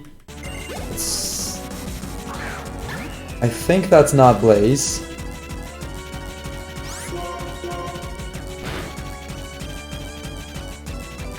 Which means we do have to kind of manipulate Blaze here. If I have a regular potion, now would be a perfect moment to use it. Because we're too low on health. I have one more, perfect. 57 is perfect HP, basically. Because we take 55 recoil damage from the Flare Blitz on Chantal. Yeah, it's a third or less. I was just barely off of that. I was on 83. 80 times 3 is 240. I had 236. So I knew I was off.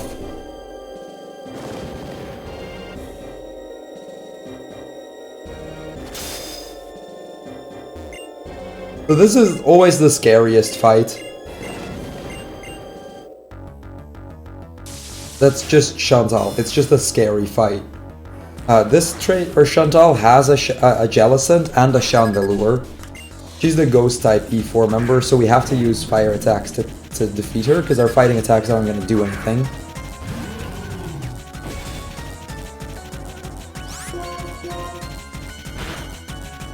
Because we're in Blaze though, we should be okay here.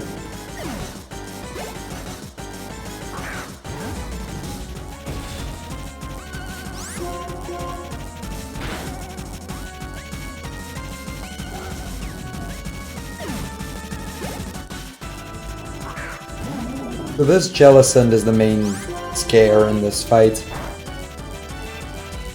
Being Ghost Water means I have basically no way of killing it outside of using a fire attack. And this is why that health mattered so much to me.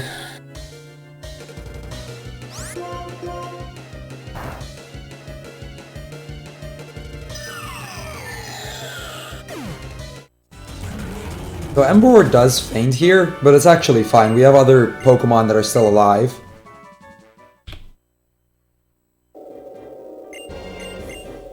That 3 HP there was completely calculated.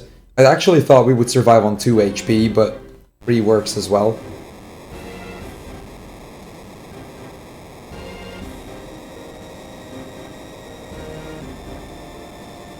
So normally this is where we would go on to face the champion, but that's actually not going to be happening here. The experience doesn't matter, we have enough.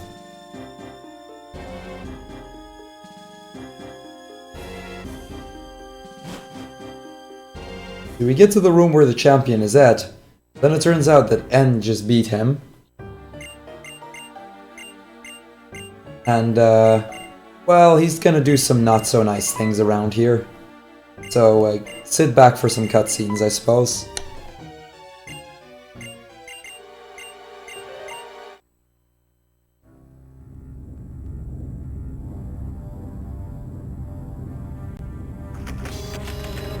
World record is 3:15 something. Oh, this is not even close to world record. We were close to PB pace for a while, but right now that isn't going to be happening either. Still, not been a bad run so far.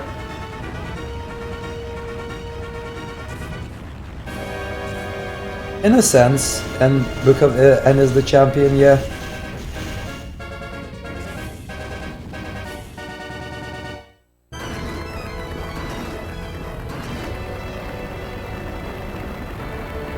So yeah, N's castle shows up here. And that kind of tears apart the entirety of the Elite Four, I suppose.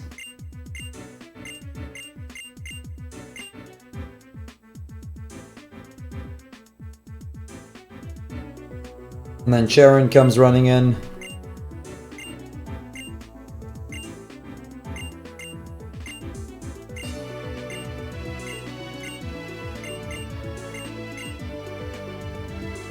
And now we're gonna move on to N's castle.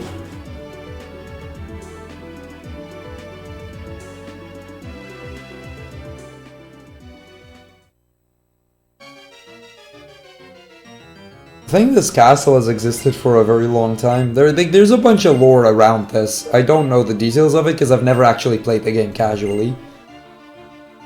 Anyway, we arrive at the end of the stairs and there's these sages. And they're like, yeah, you can't beat all 6 of us at the same time. And then the gym leaders show up.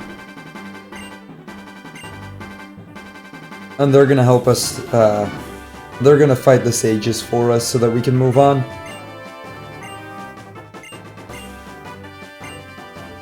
Supposedly, there is actually, I believe there's a cutscene about that somewhere, somehow. The first gym leader doesn't show up here, but the three of them are actually fighting the Shadow Triad. I think, or got slowed down by the Shadow Triad. There's something about that. Although I don't remember the details at all.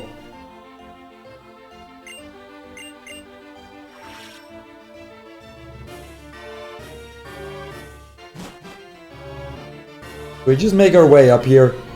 My main is still dead, but that doesn't matter because there is a free heal before the next trainer.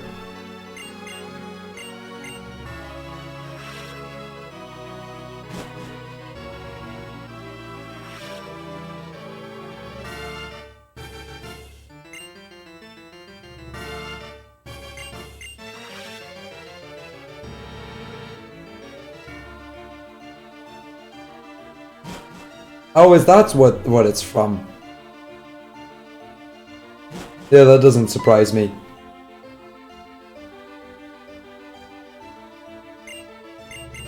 But yeah, you might be right there, Patrick.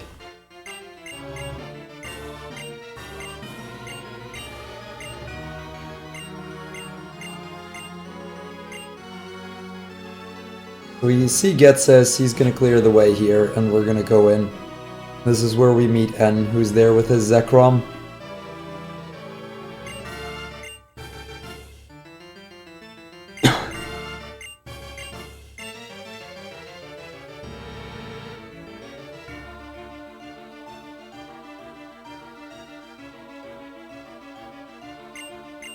So this is where we essentially just have a few minutes worth of cutscenes. So, yeah, I guess I might as well. First of all, I mean, we're closing in on the end of the run. We've got 2 trainer fights left and 1 Pokemon we're gonna catch. So there's really not much happening at this point. Like, we're basically done. So I hope you guys have been enjoying Pokemon Black at least. For those that want to see more Pokemon, like I said, I run a bunch of RPGs, mostly Pokemon, but also some other stuff like Dragon Quest and Final Fantasy.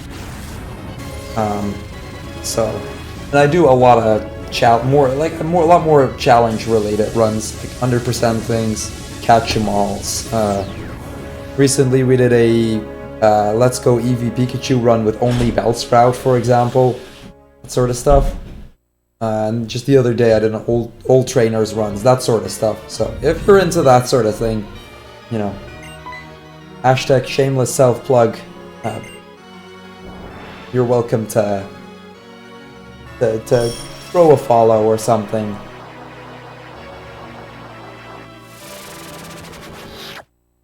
I did Lufia for a good while as well. That's another one.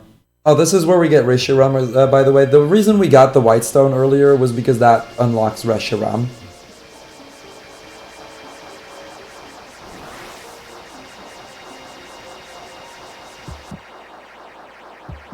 Yeah, I don't run Lufia much recently, but I have run it a few... I'll get back to Lufia at some point. So, you know, I guess that's about as far as I'm gonna go with shameless self-plugs and that sort of stuff, but...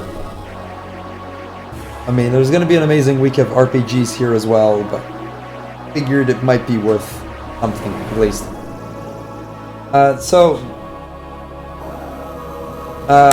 I run the early Final Fantasies. 1, 2, 3, 4, and 6, as well as some of the side games. So, not the later ones overall. So yeah, this is actually a required catch. We have to catch Reshiram or we can't move on.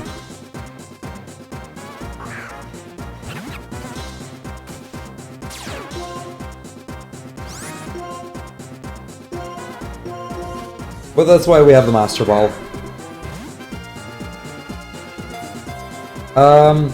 There might be Manipulus any percent on the leaderboard extension.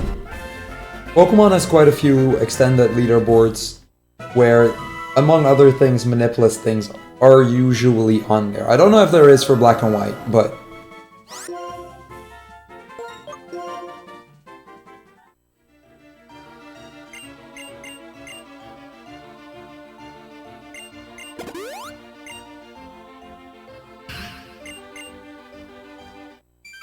Yeah, this is our 17th rifle battle.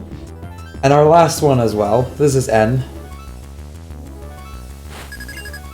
Yeah, 3 USA, so 6 in Japan.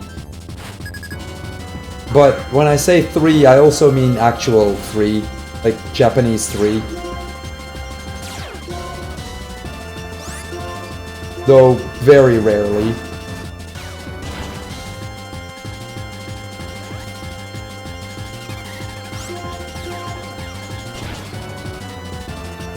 We actually have pretty good special attack here. The Zekrom is not guaranteed to die immediately. Now we want to slash on the Carracosta here to break this 30. After that it's fine if Reshiram dies.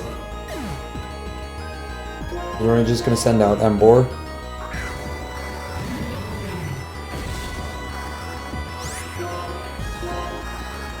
And then break to kill the Carracosta.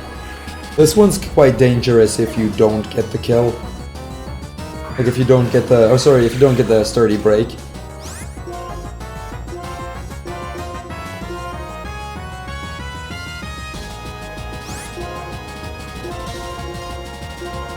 We set up an X special and an X... or X attack and X speed. Now we can just start using Rock Smash for a bit.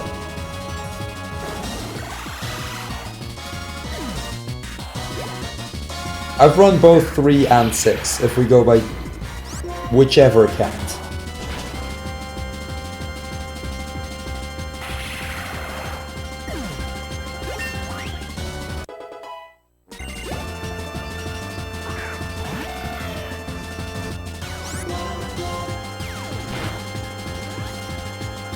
So the Archeops doesn't actually die to Rock Smash.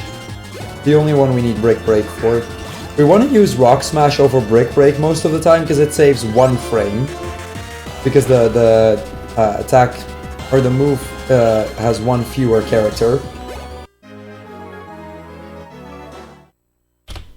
So believe it or not, it saves 1 frame. Talk about optimizations, right?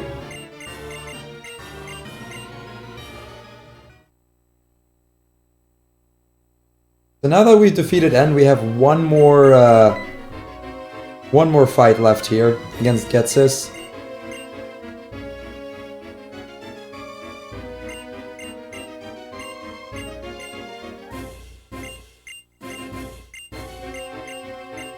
Now Getsis can be a bit of a scary fight actually. Not everything is guaranteed. The Seismitoad, because of the spinner we hit, Seismitoad is not going to be a damage range at least, but Cofagrigus can still be annoying, and there is a very small chance we die here.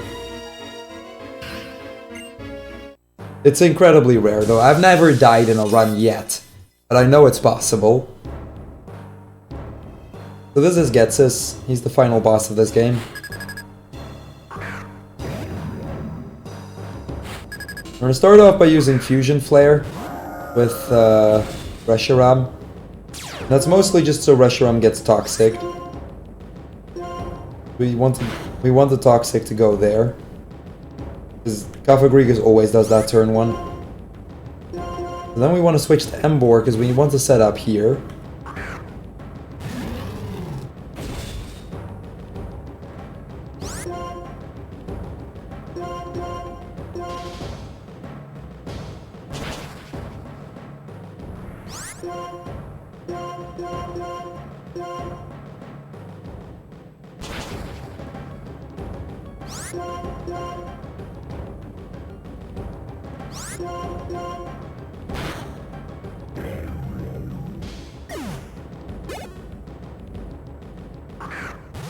So most of the Pokemon here we do actually have to Brick Break because they don't die to Rock Smash, even on +1 attack. So we can't save that 1 frame every time. That said though, there is one Pokemon where we can save a single frame by using Rock Smash. It's on the last poke.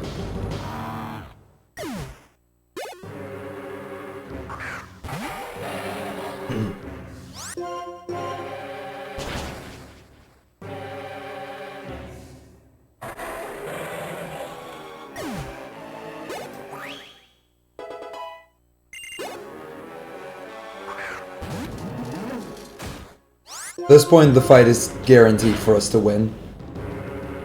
Really only the Kofagrigus that's scary.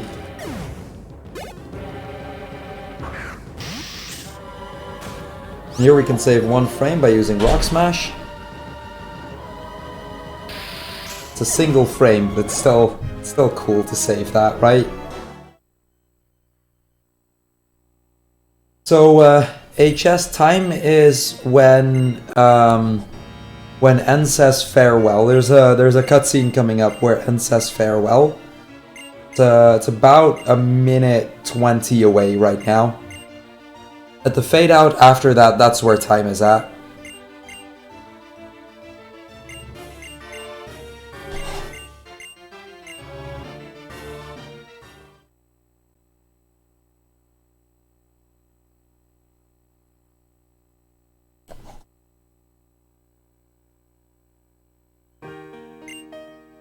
Now we're not gonna get 333.33.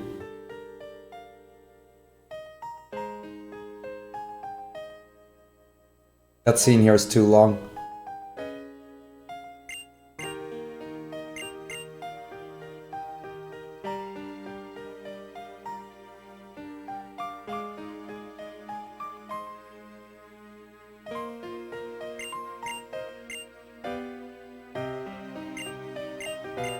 Okay, about 20 seconds left.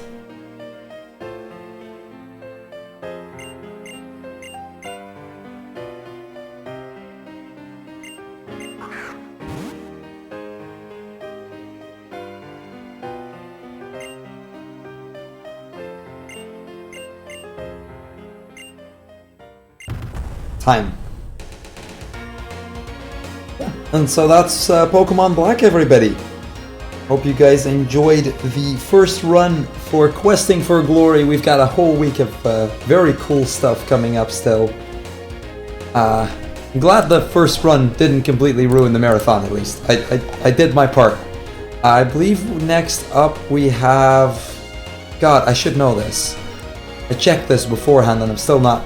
Rhapsody, a Musical Adventure by the RPG chick. So, yeah, that is it for me.